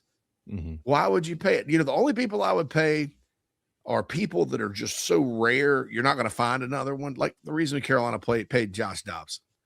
Josh Dobson does some things that Matt Anderson and people left trust saw. In coverage, you just don't see it every year. Somebody mentioned Smoke Matthews in here. Just as far as the rarity, weird, like freaky stuff, Jadeveon Clowney. I mean, you're not going to find another dude like that. In hindsight, Marcus Lattimore would have been worth $1 million because of the impact he made on the program in 1 year. Gilmore, Jeffrey, all the other greats, no offense, unless I knew Melvin Ingram was going to be what he was going to do, but he's a linebacker, so I wouldn't have paid him. I may have paid Melvin Ingram if I knew what he was going to become, but that's impossible. And so what you're doing basically, I think you're ruining players' careers. And I don't think I think it's the coach's fault. I don't even think it's the parents' fault. I think it's the coach's fault for playing this game when they know better. They're the ones that's supposed to know football, and then the agents who are greedy as all get out. And I think it's ridiculous. And this Tennessee thing is going to blow up on everybody's high school recruiting, because guess what? The next number one back is going to want a $6 million deal. And if you're a running back, why not go get it now? Because the NFL's not giving it to you. So I don't know, man. I think at some point the schools and the programs and the coaches, like Lane said, the coaches have to look themselves in the mirror and go, we need to be very specific when we go and pay high school players. They have to be just rare. I'm sorry, I didn't mean to go off. No, well, you didn't, because I think that, yeah, I mean, you can easily I think we have found here, and we're actually about to find out a lot more for the Gamecocks themselves when they start playing in September, about how they shifted their portal approach a little bit. What I'm getting at here is what we have seen out of the transfer portal. They went and got a lot of linemen, right, on both sides, more on the offensive line, but they certainly got some defensive linemen. They got they got multiple players at positions, but I'm saying that was kind of the beef of it, right? If you go back and look at the portal class, offensive linemen, bam, bam. I mean, they got 21 offensive linemen on the roster this year, because you can have an expanded roster. So you're talking about 20% of the football team at one position, right? Am I correct on that? It's the most guys. They play the most. You got to have 5 of them out there. But 20% of the football team is on the offensive line. But look at what they did on the guys at the Gamecocks signed. The offensive line, guys at the Gamecocks signed on the defensive line to come in and play. The large majority of those guys have extensive college experience. Right? They've got a ton of them. I mean, they signed 113 starts as far as guys who are coming into the program. 113. Okay? All right, so if that was kind of their model. Well, was that all Coach Beamer? Did that come from from what I understand, and maybe when we talk to Shane, we'll get him to see if we can't get an answer on this. You brought in a new OC. You brought in a new OC who wanted an offensive line coach that he was familiar with and knew his system. So, was that their game plan? Look, we don't care that this kid's coming from New Mexico. We don't care that this kid is coming from, give me the name of another small school where an offensive lineman came from, JC, whatever. Ferris State. Ferris State. Okay, fair enough. We don't care about that. We like this kid, and here's why, and he's older, and he's played football, and here's how he can help us. Bam. All right, we got him. Okay, so stop there. Lane Kiffin. Well, when Trinidad Chambliss took over the offense last year, we're all going, who the hell is Trinidad Chambliss? He came from where? Why is this kid here? All we had heard about was Austin Simmons becoming the next version of Eli Manning in Oxford. That's it. That's all we had heard. Austin Simmons. He goes down. This kid comes in. Bam. Well, I mean, is there a better example in college football than that? A head coach, and Lane knows quarterbacks, and he knows offense, and he knows his offense. So is there a better example in college football of a coach saying, I am not going to pay X number of dollars to go sign this quarterback out of the portal or this quarterback out of high school just because he's good and everybody wants him. I'm going to the portal to sign the right quarterback for me.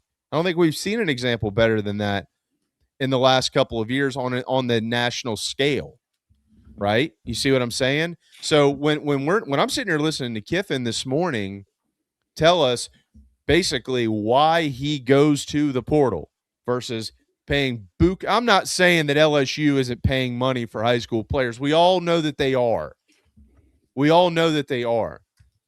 But according to Kiffin, we're not going to overpay and overextend ourselves just to have a really good high school class. We will pay for the right guys we have seen play at the collegiate level to come in and help us. And as you said just a minute ago, JC, we have a formula for that. Our formula has proven to work. And if you don't believe that, go look at the results the last couple of years at Ole Miss.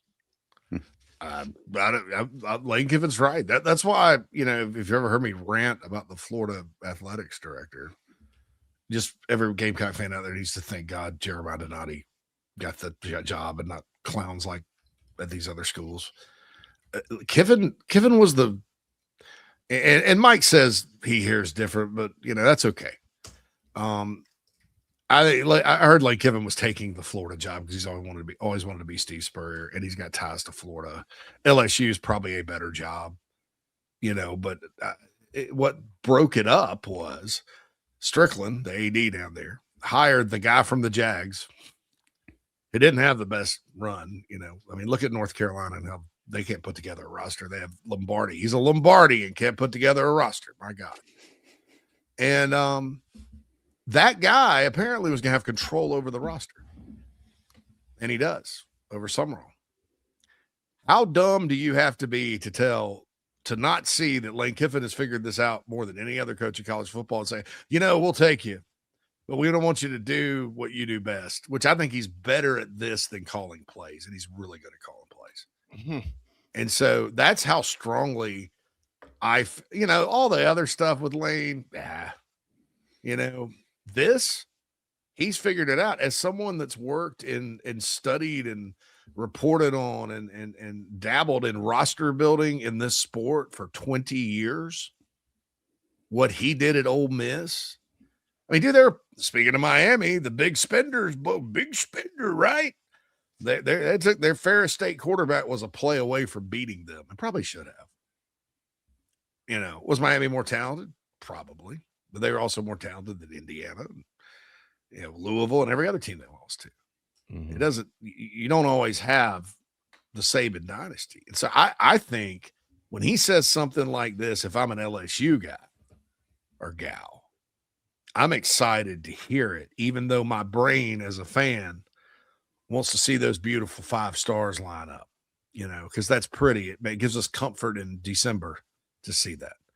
And I like the way Carolina does it too. I don't think roster construction had anything to do with last season. I think they do a fantastic job and, all that. I would be a little concerned if every good player that's a top 5-star guy, unless everybody else is doing it, starts getting $1 million. But I am, I think how they've done it's been good, and they've attracted some of the best recruits that have turned into some of the best players, talent-wise, Carolina's got. So, but Lane Kiffin, at LSU, I think they're going to be fantastic at putting a roster together. And, this year's team maybe a little bit overhyped, or maybe too many expectations there. But I think in time you'll see that guy knows what he's doing, and nobody wants to listen to him. Which is a shame. What do you do when you have a successful offense or defense? Everybody goes and studies it, right? If it's on the field. Mm-hmm. Recruiting wise, it's just like nobody. Especially in the portal, everybody's like holding their megaphones or whatever they're holding, and wondering, well, what are we gonna do? Well, why don't you just go see what Ole Miss is doing, because they did it better than anybody. Well, Go ahead. I'll just one more. Pete Golding's going to do something a little different, and I think it's going to blow up in their face. So, I'm not there with him. I'm not. Are you out on Pete Golding? I'm not. Many are. Well, I'm not out on him. I don't. I don't like where this is nationally. I just look. I listened to Pete Golding yesterday. I don't have I enjoyed actually listening to him talk, but he hasn't done anything. It's different when you get into that seat. And by the way, I don't know what. He got asked about it, and he didn't answer the question. And as much I've given the SEC Network guys, because I think they're just tremendous at what they do, so much praise. But is that off the table? Hey, give us an update. What's going on here? We haven't heard anything. You got called out by one of the greatest coaches of this generation, and we're knocking on the door of the season, and it's just nothing? Were those text messages fake, or was Dabo lying? What's going on here? I just still think there's more to come on that. And the NCAA pops its – they're like groundhogs. You know what I mean? Like they pop out when you least expect them to. I mean, I was going up the mountain in Maggie Valley 3 weeks ago and we almost ran over one. I was like, where the hell did he come from? I mean, he literally all of a sudden was in the road when he wasn't in the road. And I just feel like that can be the NCAA. All of a sudden they see their shadow or they don't. But it's really up to them as to whether they want to look at it or not, if that makes sense. So I don't know. There's just something there that just has been rubbing me the wrong way, but we got to go to break. So when we return, the other half of the scramble. So I've got 1, 2, 3. I've got 4. I've got 4, and they are all direct South Carolina football questions for JC on our morning show Scramble. So it's we're kicking it into gear here. Powered by our friends at Electric Bikes of Charleston, electricbikescharleston.com, and our buddies at Resto Pros there when you need them. Resto Pros of the Midlands. We'll be right back. Join thebigspur.com and Gamecock Central today for the best Gamecock coverage in South Carolina. Proud partners of On3. Whether it's fireside or poolside, if it's time to watch the Gamecocks, Palm Casual will make your outdoor space the best it can be. Visit palmcasual.com and come see us at one of our South Carolina locations. Go Gamecocks! Andy, why are you burning all that money? Because if you're buying a Honda or Toyota, that's exactly what you're doing. Look at the new Kia K4. It's $2,000 less than the Civic, and Honda only has a 5-year warranty. JT's Kia has a 1,000,000-mile warranty. Don't forget JT's Advantage package. Oil changes, roadside assistance, and so much more. Why burn money? 840 North Anderson Road, where we're serious about saving you money. JT's Kia Rock Hill. Kia summer sticker sales event. Shopping at Gamecock Traditions is easy. Just pick up your phone. Type in GamecockTraditions.com. Select your items and purchase. They will ship it to your doorstep. GamecockTraditions.com. The Aventon Adventure 2 takes the same basic design as the original Aventon Adventure, making it an adventure bike designed to take you places that typical roads just don't reach, allowing you to ride whatever terrain you want based on your whims of the day. Look at what you're getting. Hydraulic disc brakes, torque sensor for responsive pedal assist, great LED lighting, suspension, a beautifully welded frame with excellent build quality, included rear rack, included fenders. The list just keeps going on. Visit electricbikescharleston.com for more. Sell your quality sports and fitness equipment to Play It Again Sports and get paid. Recycling your in-demand sports gear keeps it available in your community. Sell, buy, trade, and win with Play It Again Sports. If you need a new fence, railings, even new columns, there is only one call in South Carolina. Gamecock great, Ryan Brewer. Over 15 years in the industry. Visit ryanbrewer.net today. Watch JC and Morgan every week on the Chief Sports Network. Now back to ITG.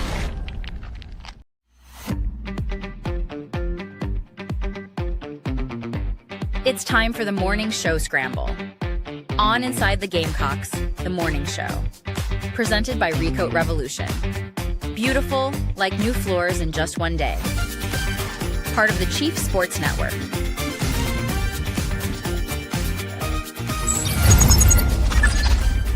That keeps reminding me, I need to get them to come spruce up our hardwood floors. Even though they do look good, but man, I love a good shiny hardwood floor, man. Yeah, need to do the same around my house. Yeah, I have 3 carpeted rooms and everything else is hardwoods, and they do everything too. They make concrete look good. I don't know how they do it, and I'm not talking about just like pressure wash it. I mean, I can pressure wash concrete. Anyways, welcome back. The Scramble presented by Recoat Revolutions. If you haven't had a chance to check out their website, get those floors redone ahead of the fall football parties. It'll be here before you know it. We're 44 days until kickoff. I got to get my 44th thought up here pretty soon. Mr. Shebbet. If you missed that announcement by Smitty at the end of hour 1, I mean, thanks for slipping that in at the end of the hour, pal. They got Ramon Robinson, the famed quarterback coach, on with him and old Robbie Williams tomorrow, alongside Donovan McNabb. Goodness gracious. That's going to be tremendous. So I'll be tuned in at 9 a.m. Nice suggestion. I didn't hear that part. I will not let my Washington fandom deny me the opportunity to see that tomorrow. That's what I have to say. Rob, if you're listening, when you have people like that on the show, short and sweet. Let them do all the talking. That's right. You shut up and let them talk. All right. And maybe let us all know. Yeah, if you don't mind. Hall of Fame quarterback. Just might help on the 4-Quarter Friday. Okay. JC, you and I got some we got some backup yesterday from our good buddy, old drinking pal, Lenora Sellers. I know what you're about to talk about. Yeah, you do. Today. You better believe that. Lenora Sellers. Hey, Lenora, who's somebody that is not getting enough love? DJ Black is who he said. You heard it here first, months ago. So JC, Scramble number 1 for you. Are you willing to you did project this. I'm holding you to it. Are you willing to continue to project DJ Black to start at wide receiver for South Carolina? Yes. And I'll say that with the caveat. There's 2 caveats. The first caveat is Kendall Briles is liable to come out 5 wide, 4 wide, and then there's 5 starters. Black would probably be among them. And then number 2, Donovan Murph, because what people are going to think is here's a former one, because logic, when you think about logic, right? Okay, he only caught 22 passes at UCF last year in the Big 12. He was a walk-on here, not a highly regarded recruit. Put up numbers at Limestone, but that's Limestone. All these other guys were like Accolade City coming out of high school, and the portal looked like Nitro Tuggle. And so what people are going to think is, what's wrong with Nitro Tuggle and Donovan Murph? Nothing. Black's just been really, really good. And I wouldn't be surprised if Murph or Tuggle one, started ahead of DJ, but he's going to play. I think DJ's going to be in. I think they're going to probably roll 7 or 8 receivers, and he's going to be one of them. And they're going to see a lot of playing time. It's just he's 6'2", 210 now. He's a bigger guy, and he's maintained his speed. I mean, you watch some of the stuff at UCF, and they didn't have a very good passing offense, by the way. No, but he'd get open down the field, and he's gone. He's a big, thick guy. He can block on the perimeter. Looks different than he did when he left, just to be honest. But I'm willing to say yes, he remains in the projected depth chart. Well, I will say this: it really is a good thing when your starting quarterback singles you out without being asked about you specifically. I know the question was about give me the name of somebody. He was somebody. Give me somebody, anybody. And give me somebody while I'm waiting. I agree. I'm not shying away from it either. I think that I think he's in there. And I think there's probably like 6 guys who are actually starting wide receivers on this team right now. And so it's hard to determine. And I don't think they're going to play so many snaps. I mean, they run down the field. And remember, the ball boy is trained when to get the ball in. I mean, this thing is going to be it's going to move quicker than the growth of Phil's mustache. I mean, let's hope. It took me a month to get here. Oh, it did? No, I didn't remember seeing it yesterday. Maybe I wasn't looking that close. That's right. The Technicolor contrast has changed a lot. I don't look at myself on screen either, JP. I am not here for my look. I have stapled myself to, what did he say in American Pie? I glued myself to myself. We've been rewatching Orange is the New Black. And to see, you know. Do you remember what scene I'm talking about from American Pie 2? Oh, 2? I don't even know if when they were at the lake house. I may have seen American Pie 2 one time when it first released after video, or not video, but you know, in the theaters, and have not watched it since. Hello, yes, yes, I do have a problem. I super glued myself to myself. Jeez. That's if you don't remember what I'm talking about, then you just have to go. It's terrible. I remember now. Yeah. You're like, I remember the first time I ever saw that scene when I was younger. I was like, oh no. No, yeah, right. Oh no. Like a hot day in the station wagon with short shorts on in the 80s times 1900. Oh boy. Okay, so Black we had mentioned. Now, this is for both of you. We'll start with Schubert and go back this way. Give me the name of a guy who you think will have an impact this season that we have just not mentioned much, JC. But we will start to in August. It's been such a granular off season. Start to in August. I mean, do you want me to go first? Yeah, man, because I feel like I've mentioned everybody on the roster. I know. Yeah, I know. Look, I honestly, I think it's Peyton Williams. I just think that Peyton Williams is kind of been forgotten about, and then there's a lot of people that, Peyton Williams is going to media days. Why? Well, you don't always take your 3 best players to media days. That's not what I'm getting at. But what I am saying is he's been here since the 60s, and he's been under Torian Gray his entire time in Columbia. And those guys blossom. I mean, you know, I know you can make an argument that DQ Smith maybe could have had a better year. I can make an argument the defensive line could have got to the quarterback more last year as well, and it would have helped DQ Smith and those guys too. So I just think Peyton Williams is actually lined up to have one of those like Jalen Foster type of seasons. Kind of, man, that's his 4th pick. It's the 4th game. That's pretty cool. I mean, I was about to say Peyton Williams, but I've talked about him a lot. But I mean, not to the extent you are. He's your O'Donnell Fortune from 2 years ago, is what you're saying. Hey, that's my guy now. Nobody's OD. Every year you pick a secondary, you pick a DB, and you're usually right. But it's not me. I don't think it's rocket science. You know, as long as Torian Gray's here, I'm going to keep doing it.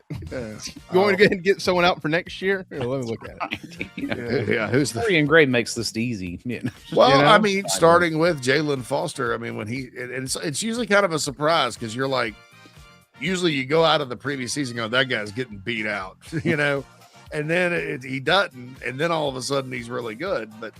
I mean, Jalen Foster came out of nowhere as a walk-on and started, and then it was a Walter Camp All-American. Burns guy, by the way, go Rebels. And then, you know, you move on, and Marcellus Dial was a player. Darius Rush kind of came out of nowhere in 2022. Mm-hmm. You know, Marcellus Dial was kind of a goat in a bad way. You know, oh gosh, Marcellus is in 2022. Had a really good game against Clemson. Yeah, then the next year, with one big exception that cost him a game against Florida, he was lights out and got drafted. Woodruff High School. The next year, O'Donnell Fortune. I remember people raging against the dying of the light, good sirs, that Torian Gray was dumb for not getting a portal corner because they needed a portal corner, and O'Donnell Fortune's terrible and all this other stuff. Just going off people that sometimes should know better. And O'Donnell Fortune had a fantastic year, and if he wasn't unfortunately, step out of bounds or had 2 pick sixes called back, people would have taken more notice. He probably would have gotten drafted. But that's how much better he got. You know, mm-hmm. I just think that when you look at the history around here, you know, the guys what you want Peyton Williams to be, and he's tracking that way, is best for last. Yeah. And now I have that song stuck in my head. Save the best for last. Well, I mean, I and it could be. Look, I'm going with Peyton because he's a 5th-year guy. But Phil, I think I think the second, like I'm looking at Ciancia's here, and I'm not hating on these guys or anything like that. But I know him and Phil Steele and others. They look. Oh, okay. They lost these guys the NFL. They the last couple of years. I just don't. There's nothing proven back there. Really, like truly proven in their eyes. So they, 10, 11, 12. They kind of rank them down their unit rankings in the SEC. And I just wonder at what point in time is everybody going to kind of learn that the coaching staff hasn't turned over there. Torian Gray, everybody wants him every year. Beamer's locked him up. He's an associate head coach now. Clayton White has a lot to do with that room, obviously, clearly. Now you got the brilliance of the great Luke Doty back there coaching defensive backs. What could be better than Luke Doty? I'm picking on Luke here, but when you've still got Torian Gray, and then you look at these other guys, hey, I'll take DeMarcus Leach all day. He's long. He is from, in the words of the great Brandon Newell, Nudie, my friend Nudie, who lives in Nashville, God's country, Abbeville, South Carolina. He's 6'3", 205 pounds. He's a long guy. Right? We haven't seen Jalua Solomon get where we think Jalua Solomon's going to get. You talk about long. Who's longer in this secondary other than Currents coming in than Kendall Daniels Jr.? I just think there's a lot of guys whose names just haven't popped. But if they get enough time, they're going to. Agreed. The freshman defensive backs, all three look like hits right now. Currents, Kazi Barnes, and Tristan Lewis from Greenwood up near Abbeville. Tristan Lewis may be the best take once he's done here if it turns out like everybody thinks. And we won't know it this year probably, but Tristan Lewis could end up being one of the best takes in the history of South Carolina football. Because I think Mars Hill was his other offer. Mars Hill. Wow. Ooh. I didn't even know they still had football at Mars Hill. It's a beautiful part of North Carolina, though. It is. Pretty little campus. I don't know. I'm going with Jordan Thomas. Ooh. Oh, okay. I think he, in a deep room, right? This position group, the defensive tackles are one everybody's got an eye on. It was like, depth and experience, right? Depth and experience. I think you're going to have some opportunities there, for younger players. He's what, redshirt sophomore is his third year. He's year 3. Not in this program, but regardless, not named Noah Clark. I think Jordan Thomas is going to make a name for himself this season. I'll be curious to see how they rotation those guys up there. Man, I heard some great things about Durajaye the other day. Yeah, he was on my list, but I feel like we have been talking about. Oh, we have. Yeah, no doubt. Yeah, coming in. I'm like, he doesn't really qualify. Neither does Noah Clark, who I think is also going to find his way into the rotation as a true freshman. But yeah, Jordan Thomas is one that I've got an eye on as a guy that's going to emerge and kind of start to make a name for himself this year. I want to throw one more name in there, edge guy, George Wilson. I think George Wilson's going to have a nice year. I hope so. I was about to mention George Wilson. Yeah.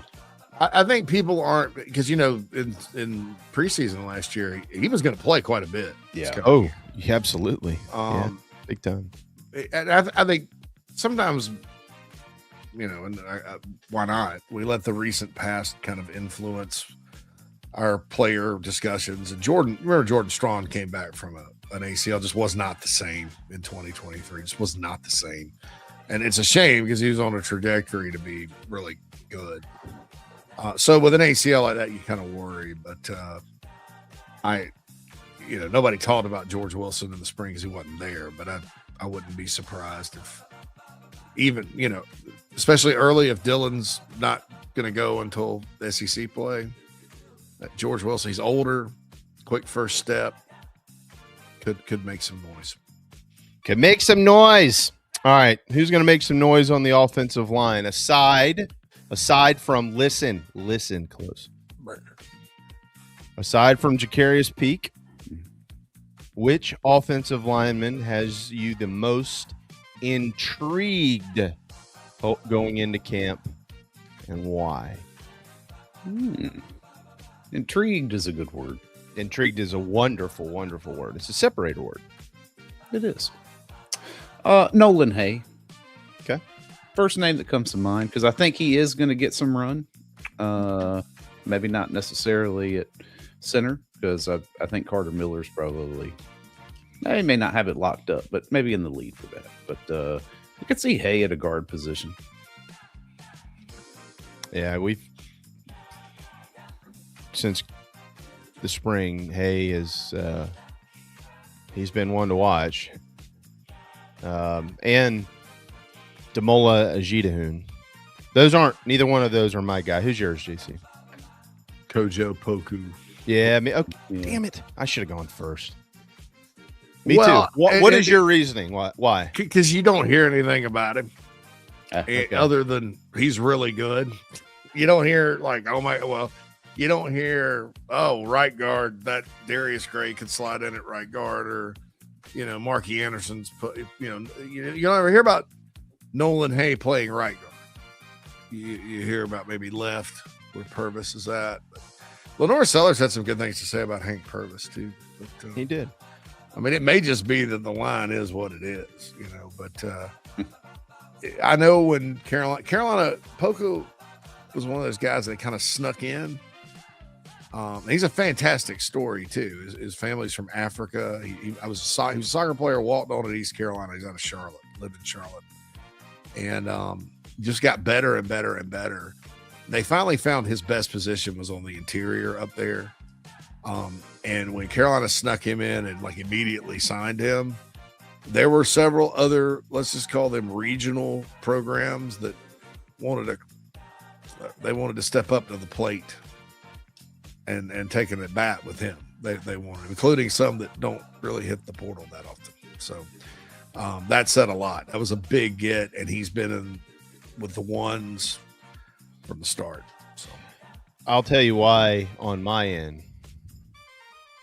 Because of the offense he played in. He played in John David Baker's offense at East Carolina. That's right. They averaged 76 plays per game up there, which was, believe it or not, about 6.5 plays per game more than Kendall Briles averaged at TCU. That doesn't mean that it's moving slow. It means they're either scoring quick or whatever it means. But he is used to cruising down the field and snapping the football. As a matter of fact, of every single player that is on this roster on the offensive line, there probably is not one who is more prepared for Kendall Briles' offense from the standpoint of pace and conditioning that is better suited for it than Kojo Poku. And that he has me the most intrigued. I agree with you, JC. And when you don't hear much about somebody, it seems they are fairly safe. You haven't heard much about Ced Surratt. He's going to be in the lineup, as we know. Yeah. We have heard the most about Purvis. I think Purvis is probably the guy to keep an eye on as far as being replaced in the starting lineup. I don't even know. Like, if Beamer's watching this, guys, we don't have a starting lineup right now. I understand that. So I need to be careful with what we're saying here. But I think if you're projecting Hank Purvis into the starting lineup, there's probably a better chance that he loses it to a guy like Nolan Hay if Hay doesn't take Miller's job at center. Gray is going to be in the mix, and I think Ajitahun is going to be on the 2 deep as well. So Purvis is the one we would circle. Why? Because of what we just said. So we've mentioned his name. Same thing with Miller. Peak has been injured. Same thing. You've heard nothing about the right side of the line. I think those two guys are very safe. I think Poku is going to be really good. And in case Peak is not back, which I think Peak will be back. Yeah. But it's not a given. If he's not, then Surratt goes to left tackle because he worked there a lot this spring. Sure. He did last year. As of now. Now, Seth Smith's had a good offseason, and he could be the left tackle. They're going to still battle it out. But Dane Arnett from Ferris State, who also has had a good offseason, and who the hell is the coach at Ferris State? Midwest tough guy, Dane Arnett is. I don't know, but he's good at finding talent, right? And they win. They win big. It's the Kurt Cignetti. Somebody needs to hire him like they did Cignetti. Tony Anise? No, we need to. Anise. Again, Shane, if you're still watching, hire this guy. But no, it's all kinds of kids. But Dane, I think Dane Arnett could be. He's kind of a six guy. I ranked on the BigSpur.com. I ranked all. I think they're 9 right now. You can go to battle with. There'll be more, but I ranked in order, top 9. So well, I think they came out of camp feeling good about 7, and I think that they were concerned about the quality depth, getting to a true 2 deep. Yeah, okay. So I ranked those 7, JB. Yeah, and then I put Arnett in there just because of new intel, and he's basically going to be the next guy up at tackle as of now. And then I threw Gray in there because I feel like Gray's just too good to not be in the conversation. Okay. And then there's, Beamer keeps saying this too, and here's what we don't know. Beamer has said multiple times, spring, off season, about the health of the offensive line. Some guys need to get healthy. I don't know who necessarily was. I have not gotten that information. I know Wrecker was hurt. Jake, the walk-on they put on scholarship, was hurt. I don't know Peak was hurt. So maybe he's just referencing that, but it sounded to me like maybe there were some more guys that were just kind of nagging kind of things. That we didn't. I wonder if Marquis on that. I hate that for him. But you know what? Marquis is a good kid with good parents, and he stuck with it. Yep. There was a offensive lineman during the Brad Scott. Shoot, Strickland may know who he is. Was it Kevin Harris?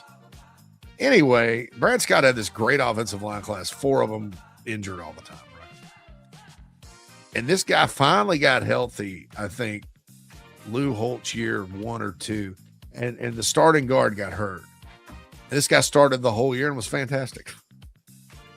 So the moral of the story is these offensive linemen get beat up, and sometimes if they get healthy and they've kept up with it, they can help you down the road. That brings me to my next point. Don't smoke crack. Oh, that was a good take. Of course. Do y'all know where Ferris State is? Michigan. Is it? It sure is. Do you know where in Michigan? Pure Michigan. Grosse Point blank. Grosse Point. Yeah, that's right. What is it called? 8 Mile. Right outside. 8 Mile. It's at 8 Mile. No. Yeah. It's off Highway 131. Oh, well. I didn't start with that. It's not too far from the Two Hats Ranch.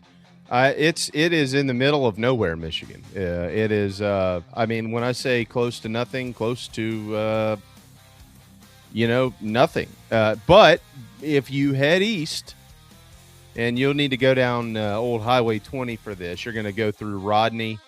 You'll pass through Mecosta, Michigan, and then you get to Remus, beautiful tiny town of Remus, where you can stop in and eat at the farmer's table. You keep on traveling on I-20, you will get to what I would have to imagine is just a wonderful place to live, Mount Pleasant, Michigan. That's where Eastern Michigan University is, right? Or Central Western Michigan. Central.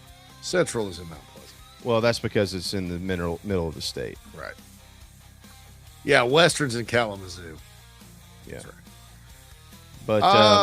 But Big Rapids, Michigan is where it's at. Michigan is a beautiful state, though. So, well, one of these days, the wife and I, while we're here, one summer, we're going to take 3 or 4 days long weekend and drive up the west coast of Michigan on Lake Michigan. That's correct. Like, if you think about Lake Michigan, think Chicago, Milwaukee, Green Bay, all industrial. That coast of Michigan on Lake Michigan is gorgeous. It's little gorgeous. Fishing villages and nature, and it's nice and. Well, it's not far from you. I mean, No, I've actually been to New. Literally right around the corner. Yeah, it's actually. If you go, seriously. If you go from the top of Indiana to the bottom, that's. I don't wish that on anybody. No, it's. If you go across the top of Indiana, it's an hour and 10 minutes. So I'm an hour and a half from Notre Dame and an hour and 45 from New Buffalo, Michigan, and the Four Winds Casino.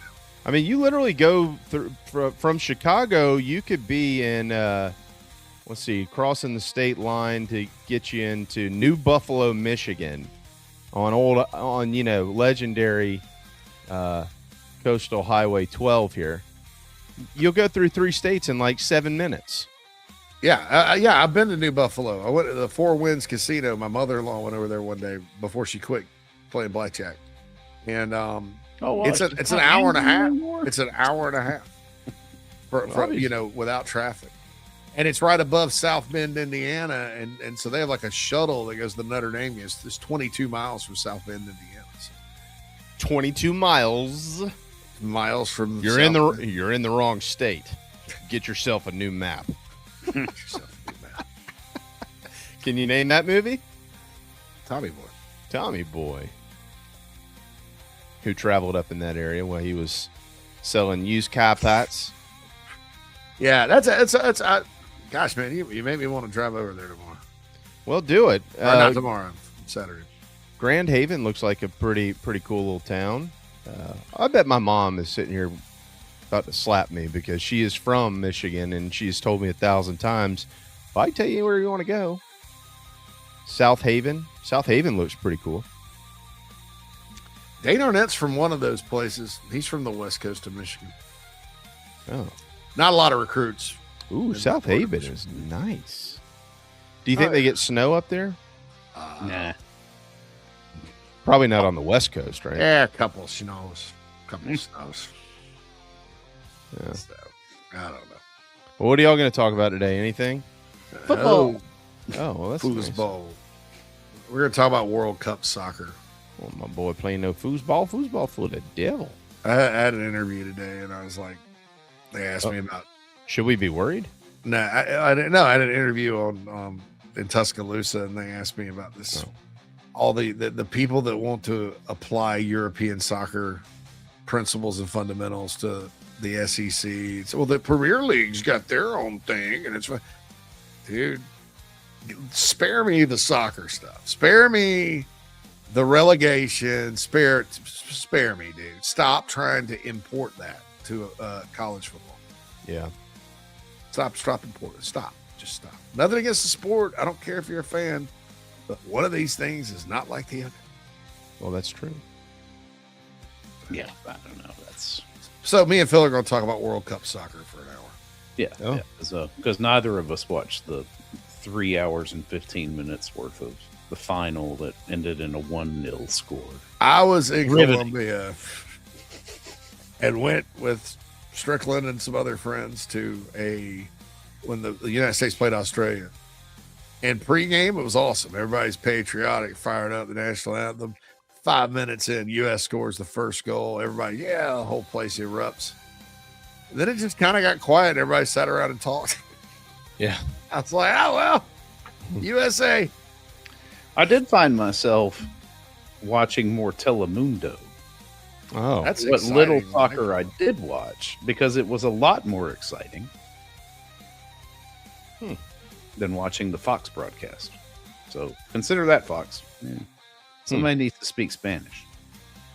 Put that in your pipe and smoke it, Fox. All right, I gotta get out of here. I gotta go eat a avocado and get some work done, and then I have to cut grass today. So this is gonna suck, but it is what it is. We'll be back in the morning. What's tomorrow? I know Matt is in tomorrow. Right. Yeah, we might have another sighting. I'm working on that. So we'll see. All right.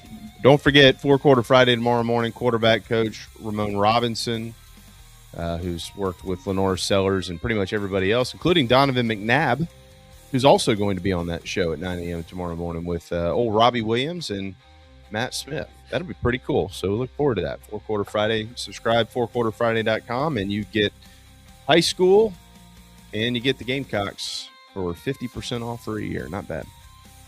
Take it away, boys. We'll see you tomorrow.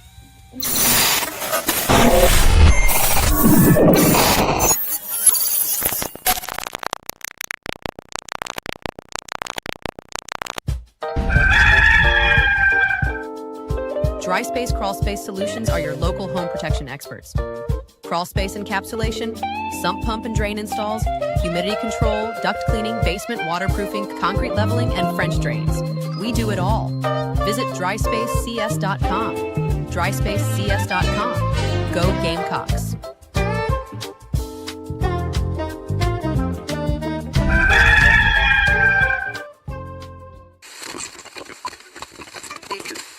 Is this your golf game? It doesn't have to be. Visit McKellarEnterprises.org and improve your game today. Test ride at Electric Bikes of Charleston today. Road trip ready. Ride comfortably. Forget road fatigue. The Velotric Fold 1 Plus features our exclusive Comfort Max frame design for an effortless, upright riding posture and a low step through. With an adjustable seat and stem, you'll be feeling great and ready for the next campsite adventure. Your back will thank you. Visit Electric Bikes of Charleston. ElectricBikesCharleston.com. Troy Branham of Golden Gate Mortgage can help you save big today anywhere in South Carolina. Over 27 years experience. Visit ggmortgage.com. Troy Branham of Golden Gate Mortgage says go Gamecocks. New year, better floors. Now is the time. Refinish your hardwood floors with Recoat Revolution. Beautiful like new floors in just one day. No dust, affordable, and 5 stars. Give us a call in South Carolina, 803-397-1365, or visit us at recoatrevolution.com. Go Gamecocks! Jeffrey's got space and a touchdown. Can you believe it? Touchdown! He caught it on traffic and scored. Touchdown, South Carolina!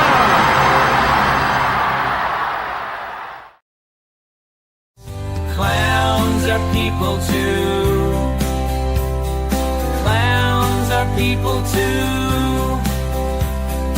Now I own some tiny horns and got me those red shoes. I don't know much, but know one thing that's true. If you don't know anything, just know that clowns are people too.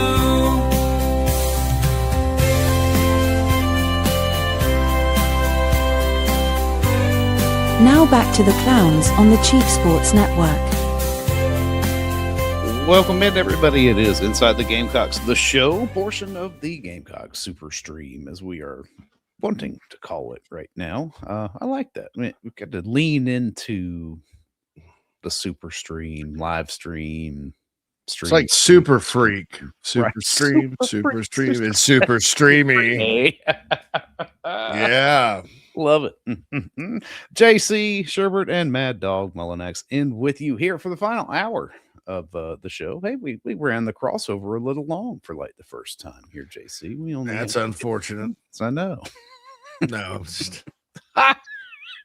It's Thirsty Thursday here. It is a nice Thursday. The show. You know, I was thinking, we used to have like a scroll and a longer. A lot of people confused it for the intro and all that. I'm kind of happy without the longer stuff.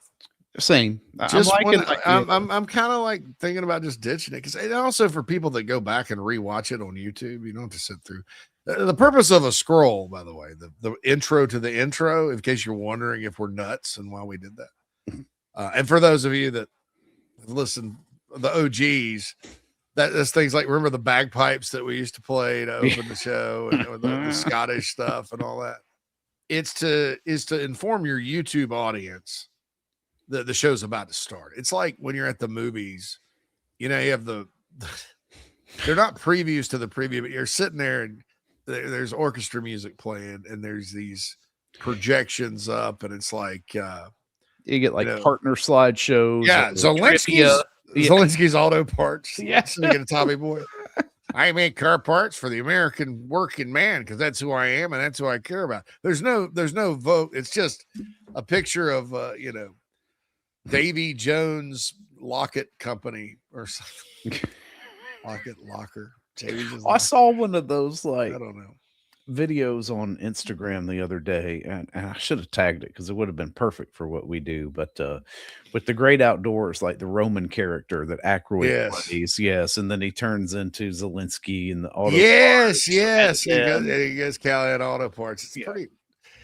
Dude, every time I go to like Texas Roadhouse, which I'm feeling Texas Roadhouse lately, because Outback, the quality's gone down. It really has. Outback guy. Yeah, same. And Longhorns hit or miss, and there's not really a Longhorn near me, but Texas Roadhouse, there's a reason why it's always packed, right? It delivers. Okay, so when I go there and I'm thinking, I'd like the biggest steak possible. I remember the old 96er from the Great Outdoors, and I'm like, Urgh. Also, hot dogs. I now moved up here, and then hot dogs kind of came back into my life, but I basically avoided them except every now and then, based on what the raccoons told me. Right. And Roman in the Great Outdoors. That's right. Lips and bungholes. Buttholes. Buttholes. But yeah, so it's so that movie taught me a lot about eating healthier. That is true. I learned everything I know from the Great Outdoors, sir. Yeah, I don't know if I would substitute lobster for hot dogs every time, but that might. I like a good hot dog, man. It's not good for the old bank account. Oh, God. That's lobster. Last couple times I've gotten lobster too, it's been disappointing. You get older, everything just disappoints you. You used to be like, oh man, it's going to be a good night. We're going to eat steak and lobster, and you get there, and the steak's just solid, and then the lobster, it's a $20 add-on. Right. More now. Lobster actually is not gone up that much like everything else, but butter has. Yeah, right. $2.50 surcharge for melted butter. What? I'm like, I'll put the dang Lando Lakes in my pocket and put it on top of this candle here. No thing. I brought my own. Tell you this right now, make my own butter. I'll churn it right here. I'll churn. You're allowed churning. You have on-site churning there. That's an upcharge too. Cancel my reservation. Butter's one of those things that the more that I cooked like through my life, the more I was like, this is, like I feel like I need to get good butter. Like it has to be 12%, of your fat intake. I looked at it and it's like healthier for you than like oil. Yeah, right. And I'm like, I've actually used more butter than I used to, and it's paid off. It's been a little healthier than the oil. I spend more on it because now I'm like a butter snob because Land O'Lakes just isn't going to cut it anymore. Butter snob. I'm a butter snob. I used to have a crush on the Land O'Lakes lady. She's pretty hot, man. Yeah. I like her. All right. So the McKellar Enterprises Chat Box is all rocking and rolling today. We thank everybody that's in there that's a Club Chief member. Bruin has an excellent point.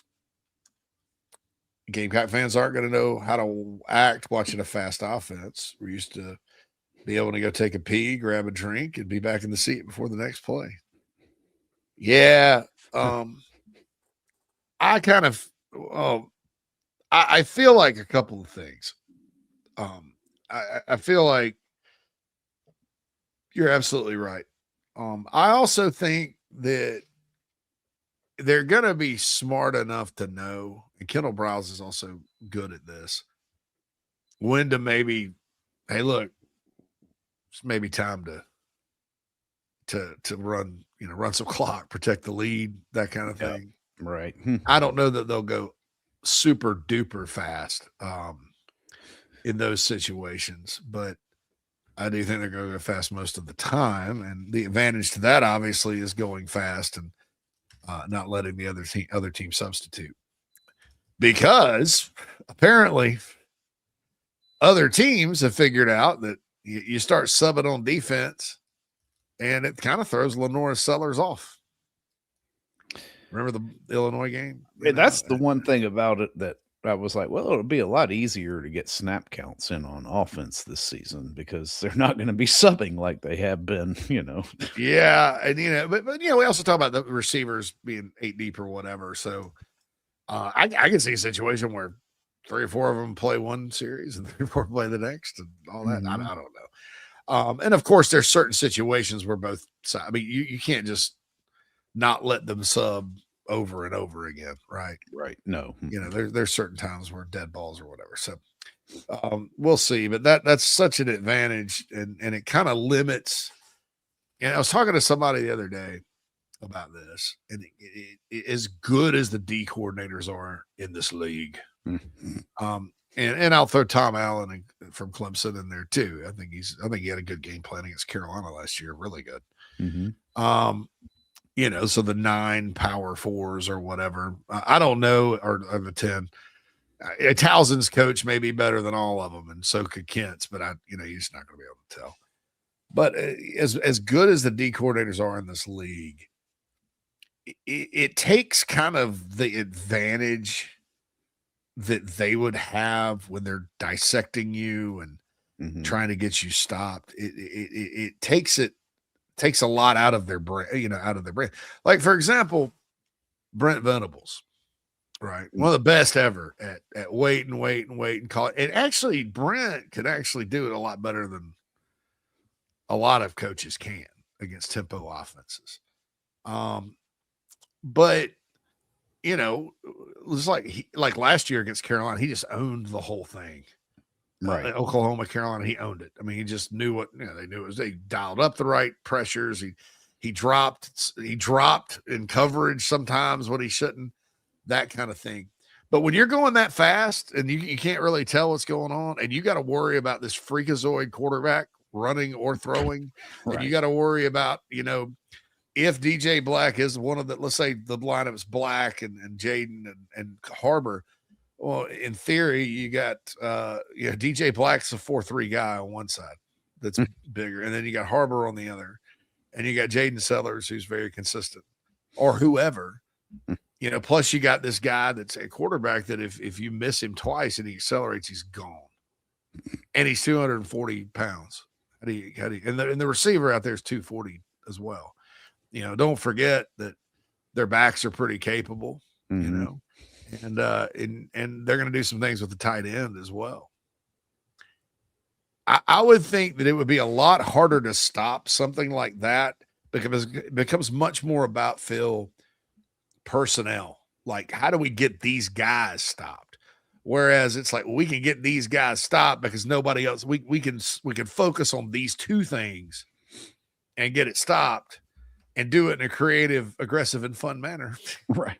Pre-snap.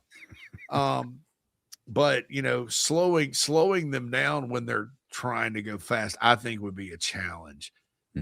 Given what Lenoris can do with his feet, given the speed Carolina's going to have at receiver, given what appears to be a backfield or a group of running backs that are going to be pretty good. I think they're all pretty fast. They all can run. Yeah, I mean, but I mean, it's like, okay, you got your attention on Nick Harbor. It's like, all right, we're not going to let the potential Olympian at one point beat us down the field, right? So we're going to bracket that off, and the next thing you know, the other side of that guy's running the deep route at 4-3 with DJ Black, and all he's got to do now is beat your corner, and it's done. And you start bracketing and things like that, like bracketing, spy. If you spy a tempo on a tempo offense, unless you just say we're going to play 10 on 11 we're going to play 10 on 10 all day, and one guy's just going to have him, and then that kind of makes it a little bit easier for the offense because there's going to be space open. And that's the other thing like Kendall Browse is get guys in space, get fast, because that you start getting guys. I mean, I guess the Nick Harbor catch and run at A&M was on one of the highlight Instagram accounts yesterday, and I watched it about 3 times because I sat there and watched it, and then it restarted. And you gave him some space, and he found the space, and then he accelerated, and you can't catch him. Nope. You just can't.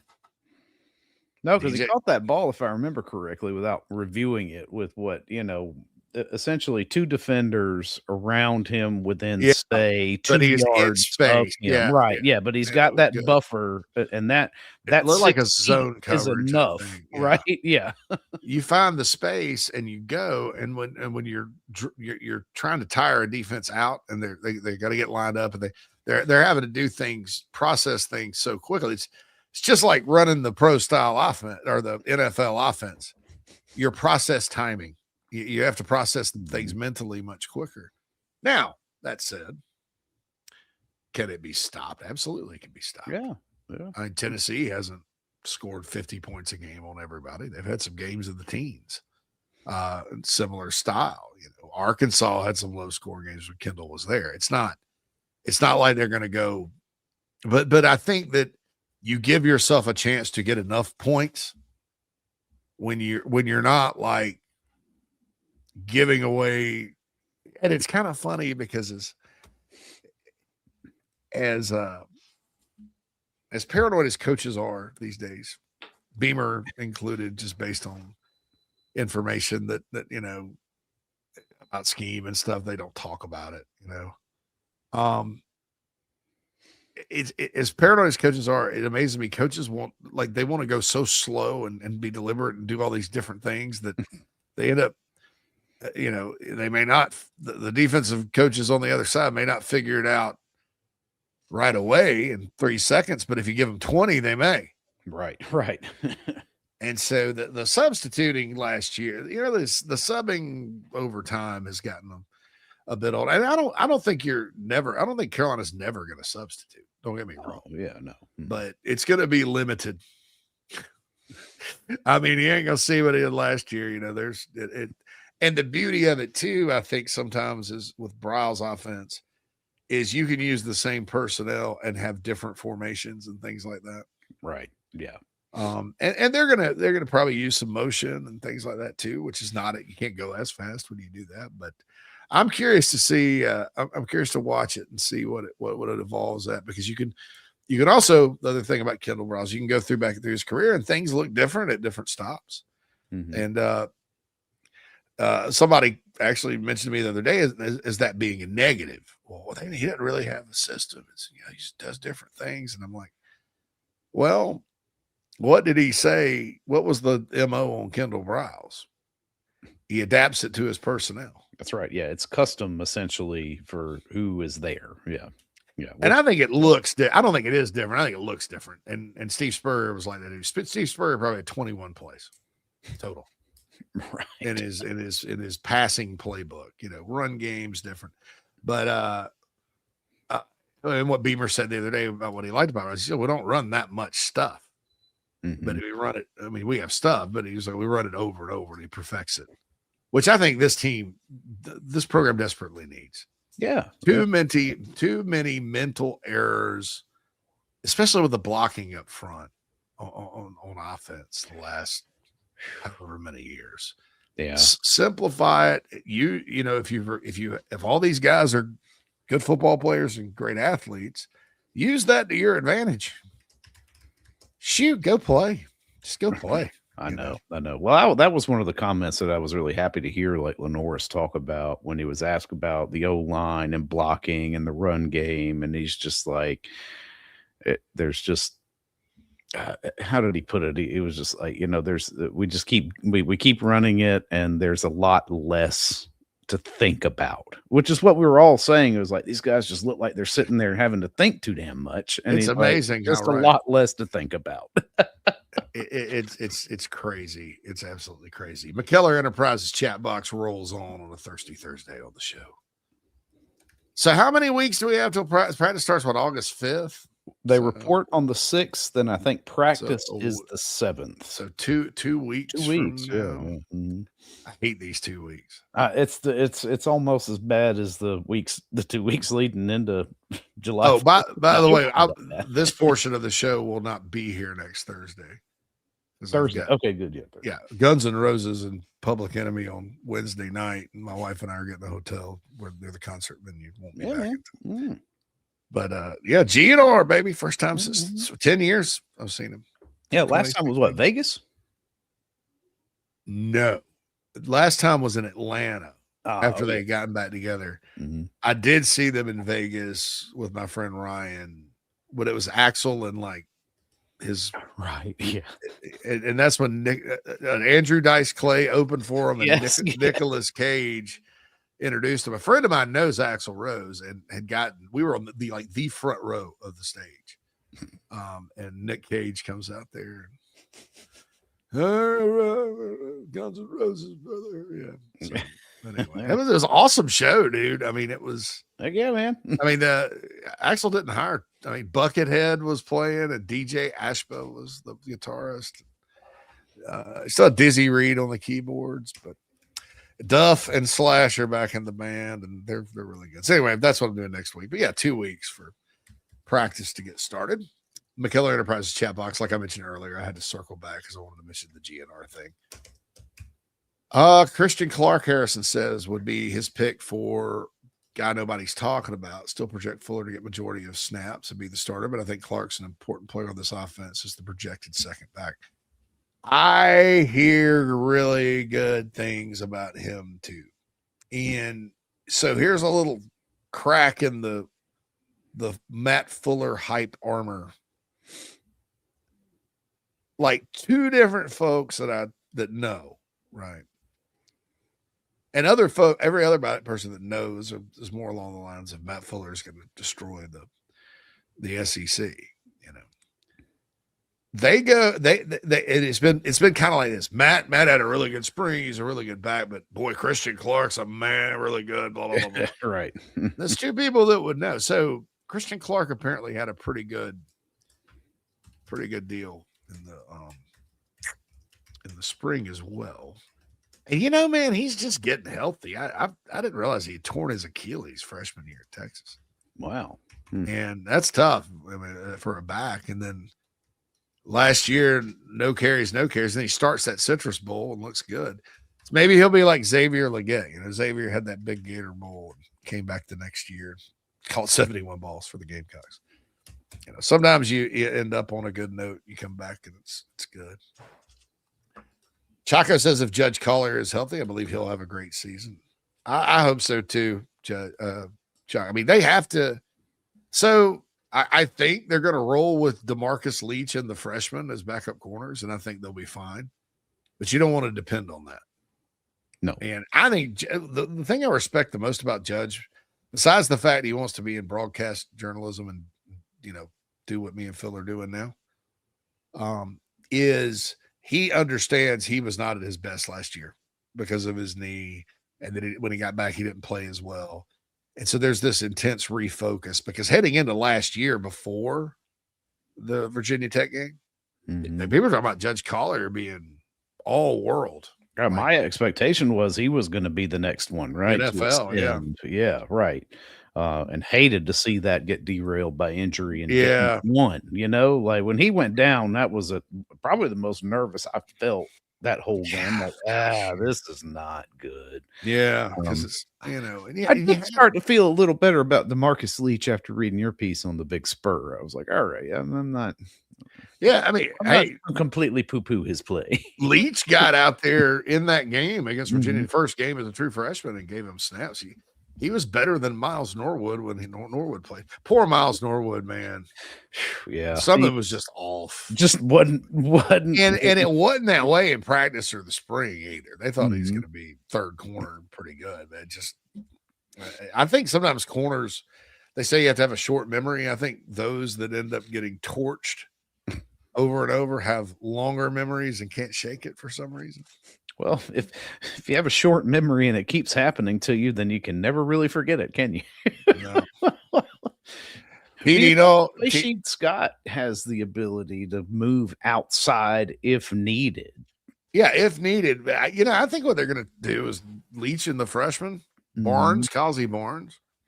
A lot of different people, have said, players and coaches included, the freshmen, the 3 freshman DBs that were there, and they're pretty much really good. Good. So who knows? Look, I always say it's easy just to say trust Torian Gray because we get burned around here sometimes by just doing that, by not looking at players and just looking at coaches and saying no, they'll fix it. Although Torian normally just keeps producing. But the 2018 defense, which even before everybody got hurt, was not as good, right? Right. Carolina Muschamp fixed the offense, but then but the whole narrative, even though they had lost a lot of good players, especially up front, and then one of them got hurt. The whole narrative also was, Muschamp knows defense, because to that point, the 16 and 17 defenses compared to like the 15 and 14 defenses, night and day better, you know. Right. So it's just easy. Just kind of like we used to do with Spurrier. The offense will be fine. That'll be all right. Yeah, that's right. That'll be all right. He's a genius. But yeah, but you know, we got burnt with that one a little bit because that defense by the end of the year was rough, gutted and terrible. Yeah, it's like a fish skin on a dock. Like a brim. Yeah, that's right. It's gutted and terrible. Baking in the direct late July sun. This brim with no insides reminds me of the 2018 Gamecock defense. It's gutted and terrible. Gutted and terrible.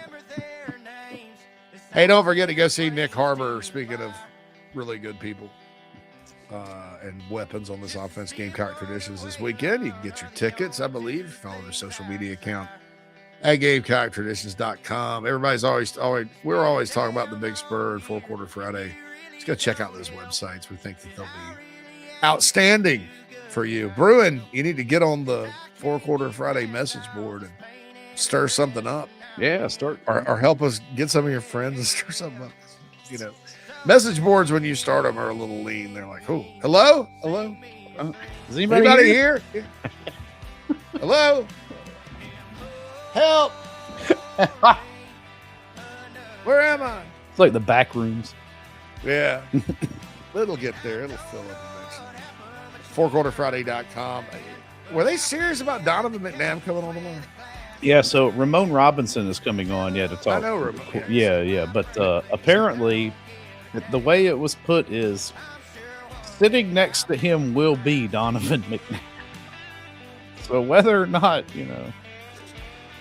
all right, we'll see. I don't want to loser McNabb speaks. Hell, it's not my show. Yeah, I know. Yeah, whatever. So you may get to see Donovan McNabb if you tune into 4 Quarter Friday tomorrow on the Chief Sports Network. Also, 4quarterfriday.com. We will be back with the second segment of the show as the Super Stream rolls on. If you own a home, don't wait on these home safety tips. Flush your water heater, clean your dryer vent, and inspect your roof annually. Don't forget to check washer hoses and caulk in wet areas. Visit RestoProsMidlandsSC.com. A really common fear in a workman's compensation case is what's going to happen to my job if I report this injury? And my answer to that is you still need to report your injury. I'm dealing directly with the insurance company, and the insurance company is going to treat you like a file number. So let me make sure that doesn't happen to you. Let me get involved in your workman's compensation case.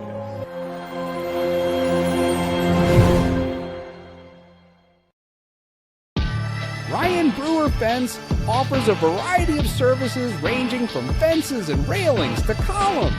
Our craftsmanship, experience, and service is second to none. Visit ryanbrewer.net today. Andy, why are you burning all that money? Because if you're buying a Honda or Toyota, that's exactly what you're doing. Look at the new Kia K4. It's $2,000 less than the Civic, and Honda only has a 5-year warranty. JT's Kia has a 1,000,000-mile warranty. Don't forget JT's Advantage Package. Oil changes, roadside assistance, and so much more. Why burn money? I-77 at Killian Road or Greystone Boulevard. We're serious about saving you money. JT's Kia. Kia summer sticker sales event. Is this your golf game? It doesn't have to be. Visit McKellarEnterprises.org and improve your game today. Do you carry? Carry responsibly with us. What could you lose from a self-defense act? Visit ProtectWithBear.com to find out more. ProtectWithBear.com.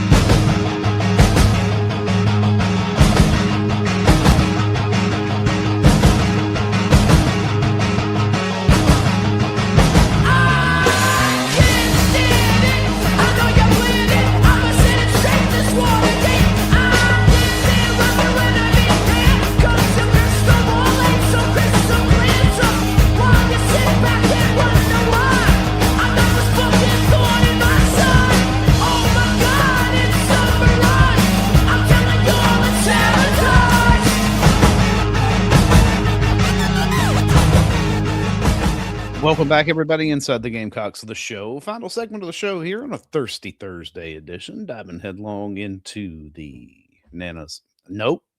God, I've been doing so good about that. McKellar Enterprises Chat Box. It just Nanas ugly head. Enterprises. You know, who knows? It's like a slot machine up here sometimes.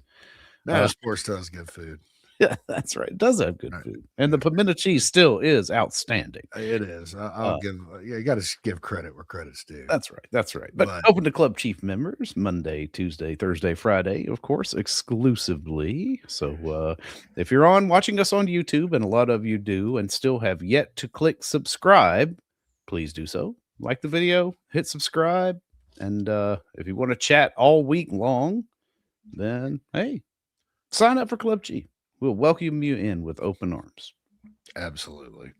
And that's on YouTube. It's all through YouTube with that. All right. Here we go back. Judge Collier, we talked about that. TD Knoll, who really good top high school guy that keeps up with it. When I saw the video of Tristan Lewis truck the defensive back, he ran over into the air running the ball into the end zone last year. I knew he had the potential to be special. He's extremely physical. And sometimes you'll get a quarterback that changes position that just isn't. Sometimes, though, like DQ Smith, if anything, was very physical. Corey Jenkins, when they moved he went to the NFL as a defensive player. Very physical guy. So that's kind of that in his size. He's 6'2", 207. I mean, listed good. Frederick says Marquis Anderson. Blake says Carter Miller. Brent says I just want the offensive line to be average for once. Average would be a massive improvement over what happened. Chaco says no offsides by the center, please. Yeah. So Krager called soccer communist kickball. I've heard that. That's funny.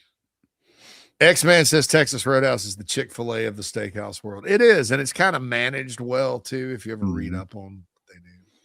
Yeah, still privately owned, even with all those locations. Yeah. I was reading that the other day. I was like, oh, that's awesome. And they give they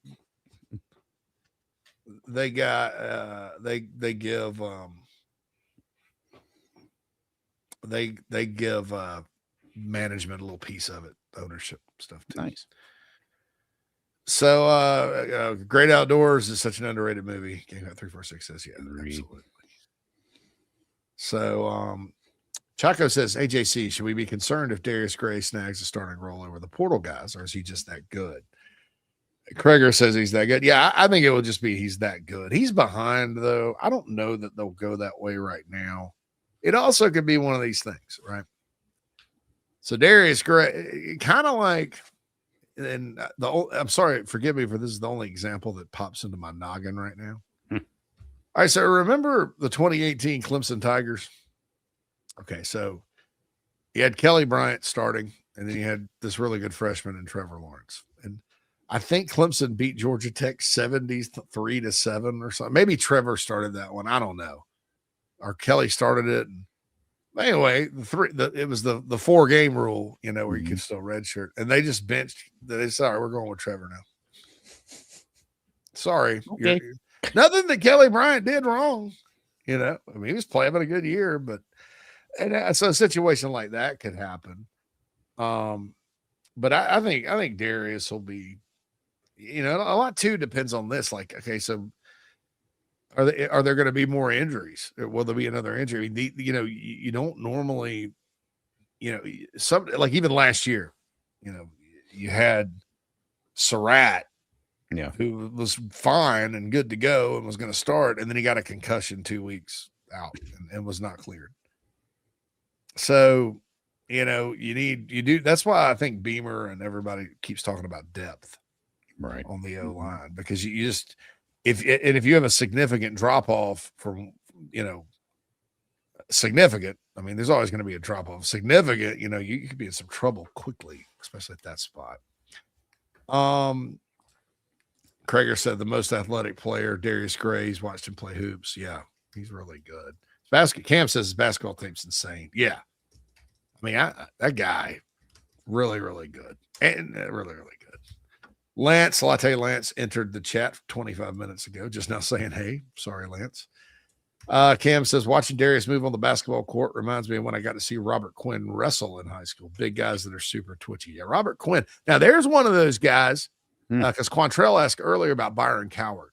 Yeah. Robert Quinn was one of those guys where was he an end? Was he a backer? What was he? He was just good. Right. It's just good. But is he? He's just a really good football player. Just good. And I saw, he was it him and Dunlap were in the same class, or maybe Quinn was younger than Dunlap. And so I go to watch Dunlap play because he's a 5-star kickoff return guy. That's one of the most freaky no-brainer dudes I've ever seen either. Raw. Wasn't as polished as Clowney, but had freaky skills. And so, and did he come to Carolina and Brad Lawing developed him? Carlos Dunlap would have been unbelievable, but he went to Florida. So, but I'm watching Fort Dorchester play, I believe, Battery Creek. I think I was in Buford. And Robert Quinn is making every tackle on the field, right, just all over the place. And so, yeah, so sometimes guys are like that. And Quantrell also asked, and I'll address this real quick. What's the difference between Reuben Bain out of high school and Byron Cowart out of high school? Arm length. Well, it was 70 spots in the rankings, arm length, obviously. But Cowart was a Tampa, an Armwood guy from Tampa, high bus rate school. I didn't worry about Bain busting because it's Miami Central, or I think Miami Central. Those guys they don't bust. They doesn't matter. and Bain was projected as a 6'2.5", 250-pound linebacker. Oh, I'll also say this about Bain. Bain did have an 1.5 inches on Byron. Byron was not that much taller than me, and I'm right at 6 foot. Mm-hmm. So was Carl Fuller. I mean, they both were Norwood-looking dudes. and Eric was a great player. Just a lot of natural things he does. But to be good when you're kind of a tweener like that, that's what you have to be Eric Norwood or Ruben. Yeah, you have to make up with it for instinct and IQ. I don't know that I've seen that out of Jaden Bryant. I just don't. And I'm not I'm going to stop talking about him because it sounds like I'm trashing him. I'm not questioning his ability to play at the highest level of college football as a prospect. Don't get me wrong. I think he could, if he develops, he'll be a top 10 pick.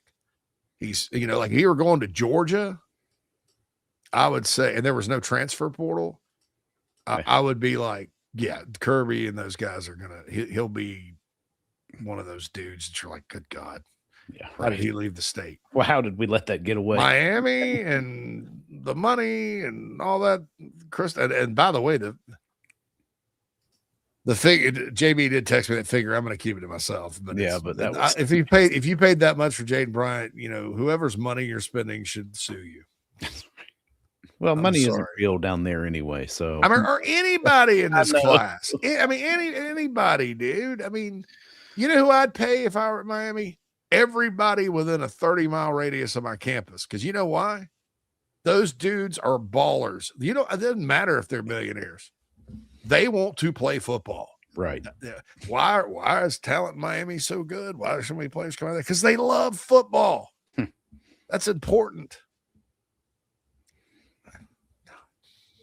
Anyway, crazy. Not that players from Irmo don't, or South Carolina don't. South Carolina's ballers too, but listen, a player from Irmo was on a Super Bowl winning football team last year. Look, dude, and I'm not. There's example A. Yeah, A. And I'm not even like. It's not even about Jaden Bryant. It's about Miami and what they do. I mean, and you hear it over and over, and you hear it's because of. I mean, I don't really, I think the U with what they all were, that's one of my favorite college football stories ever. Because it was local kids. Yeah. They played in the Orange Bowl. They did all that. It was okay, this is where college football can exist here at a high level because it's like it can exist anywhere else. tropical paradise, whatever. And those guys were a bunch of outlaws, and it was beautiful. And you know what? Every one of them mostly was from right there in Dade, Broward, Palm Beach. It was about what college football is about, playing for your home. And it was sad when that program kind of took a nosedive, and then joined the ACC, and the mediocrity was contagious, and they just sunk, So is Jimmy Johnson the first real example of somebody to tailor the culture to the school? Howard Schnellenberger. Howard Schnellenberger. Well, it's all in recruiting too, and using it to your advantage. But hey, you want to talk about this whole pro style offense rampage I've been on? And I'm just going to say pro style offense. That definition is very broad now. NFL style offense. So Miami, because they're Miami, they just kept it for 20 years. Never adapted. All that speed, all that talent.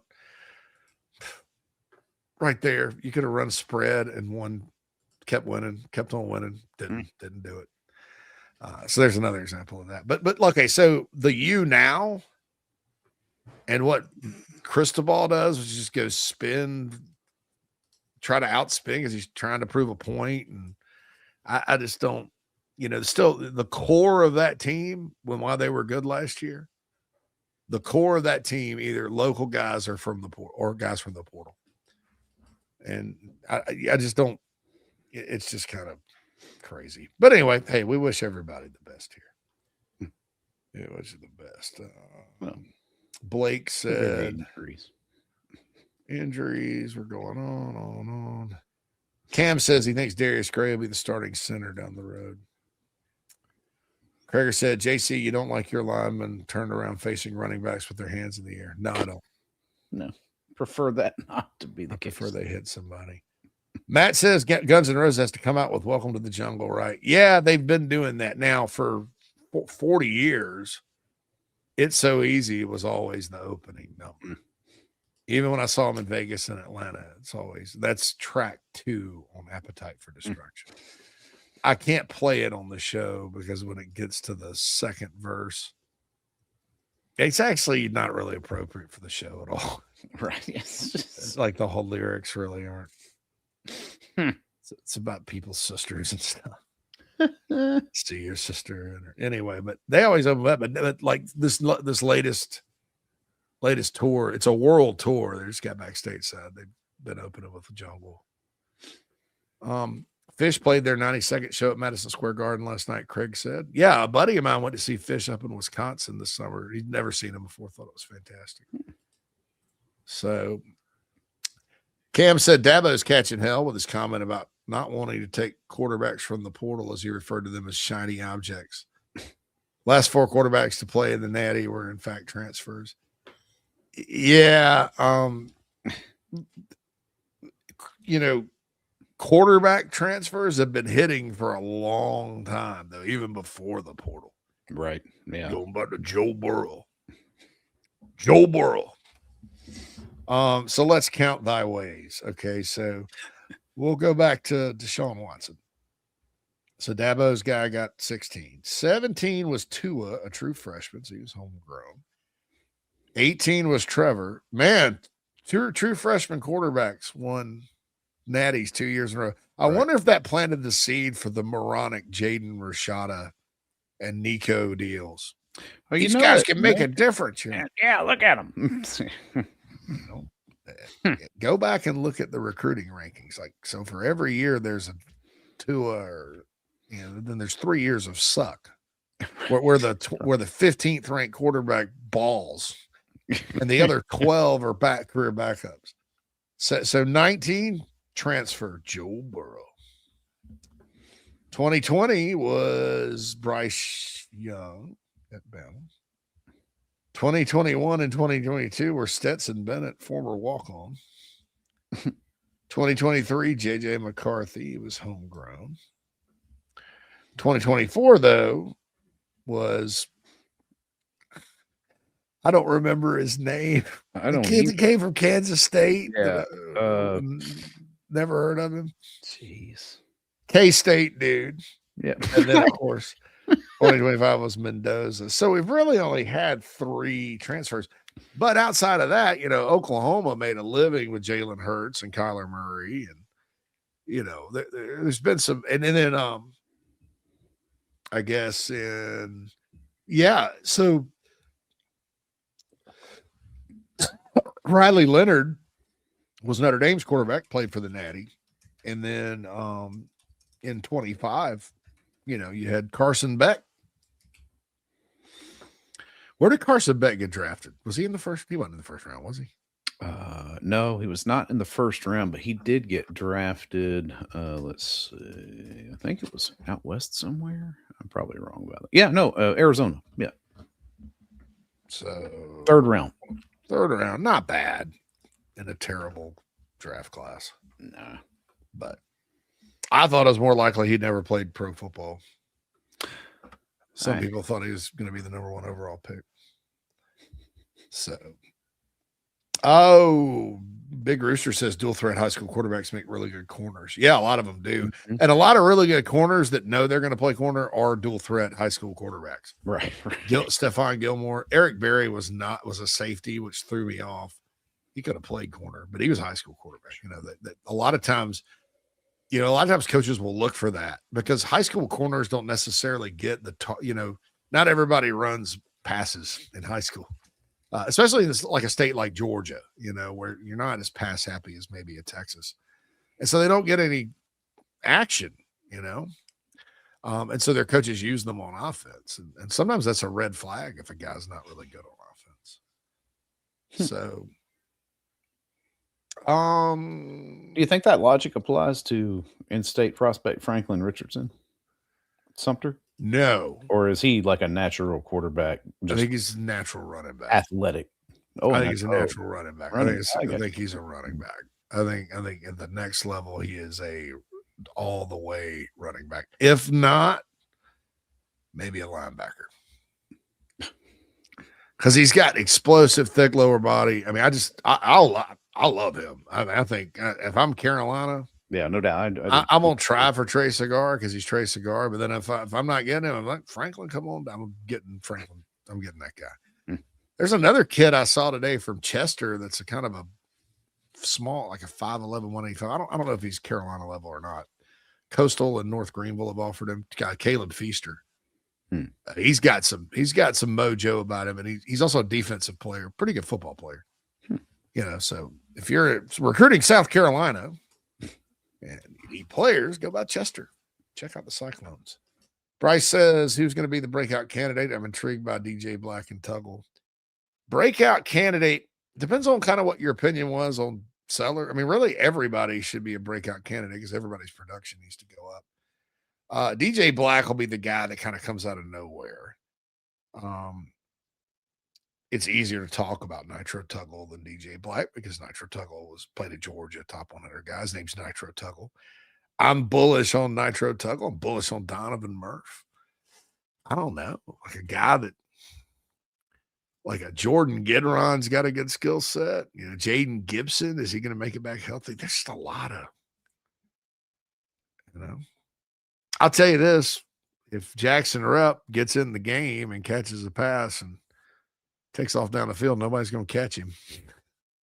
I mean, it's just how it is.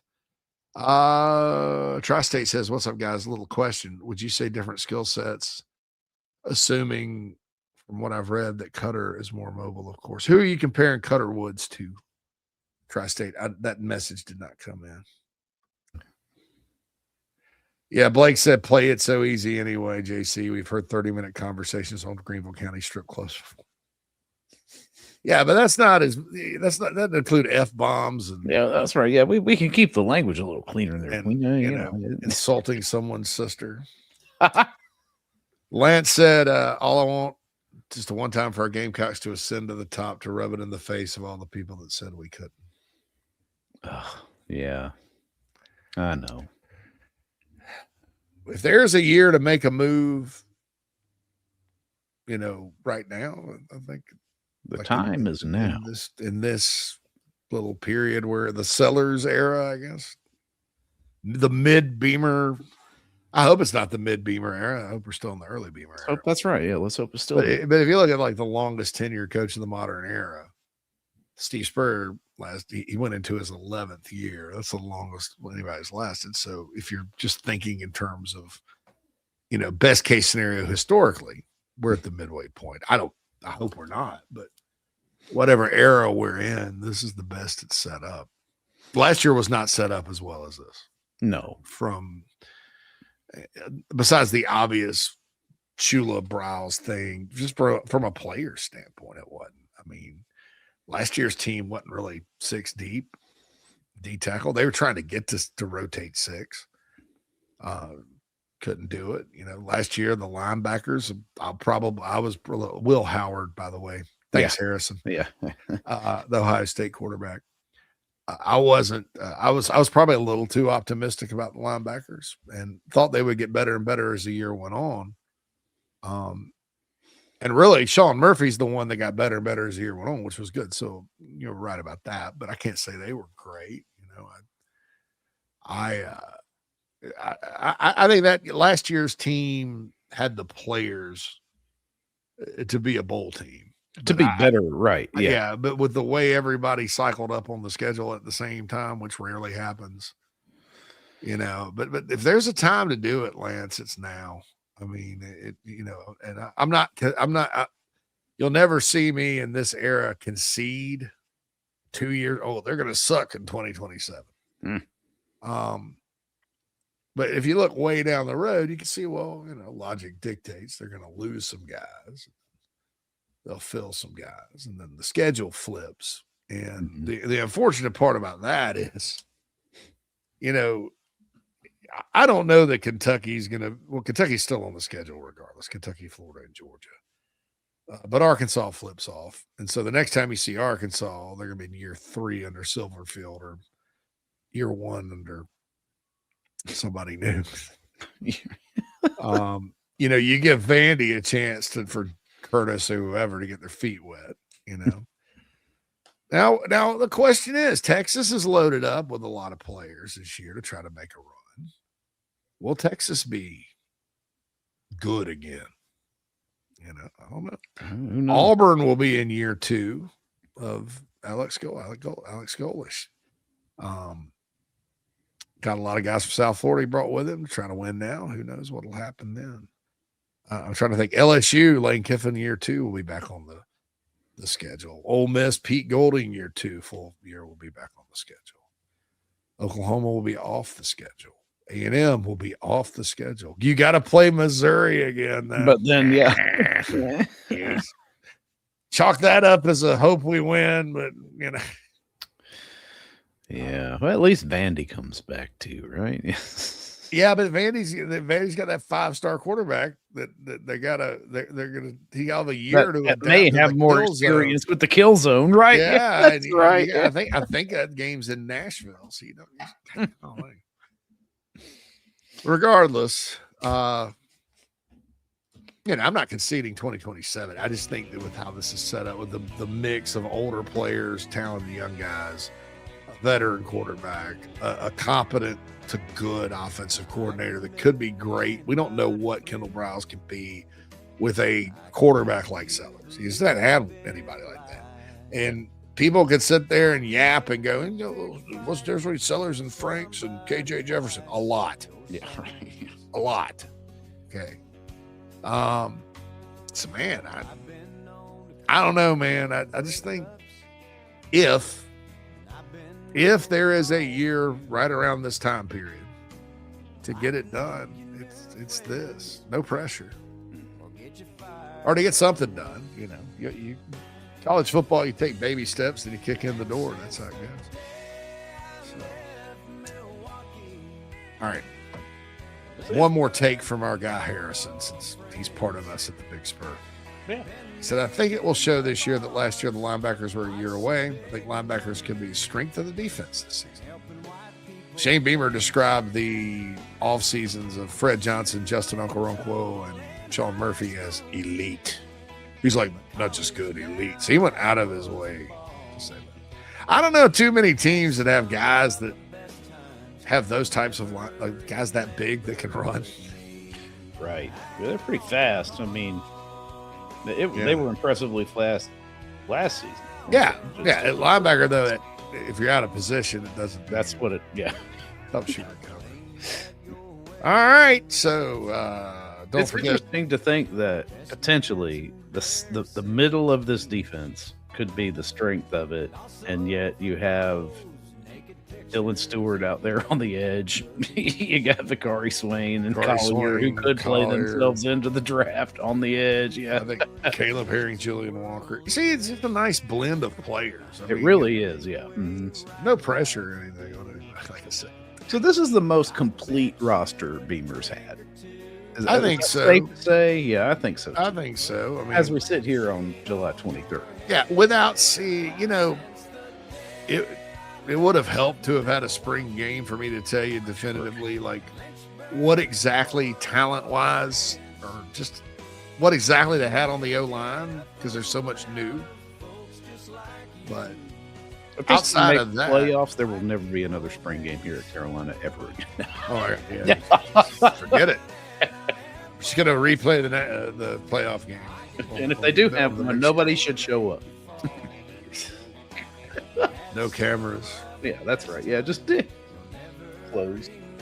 All right, for the Mad Dog, Phil Mullinax, is JC Sherber. This has been Inside the Gamecocks show, and this completes our super stream for today on ITG. Be sure to check us all out on thebigspur.com, GamecockCentral.com. You can interact with us all day. You don't have to let us go. You're never going to let us go. You're going to hold us in your arms forever. You're going to try to make it for the time. You heard us so. All right. See you guys tomorrow. We're out.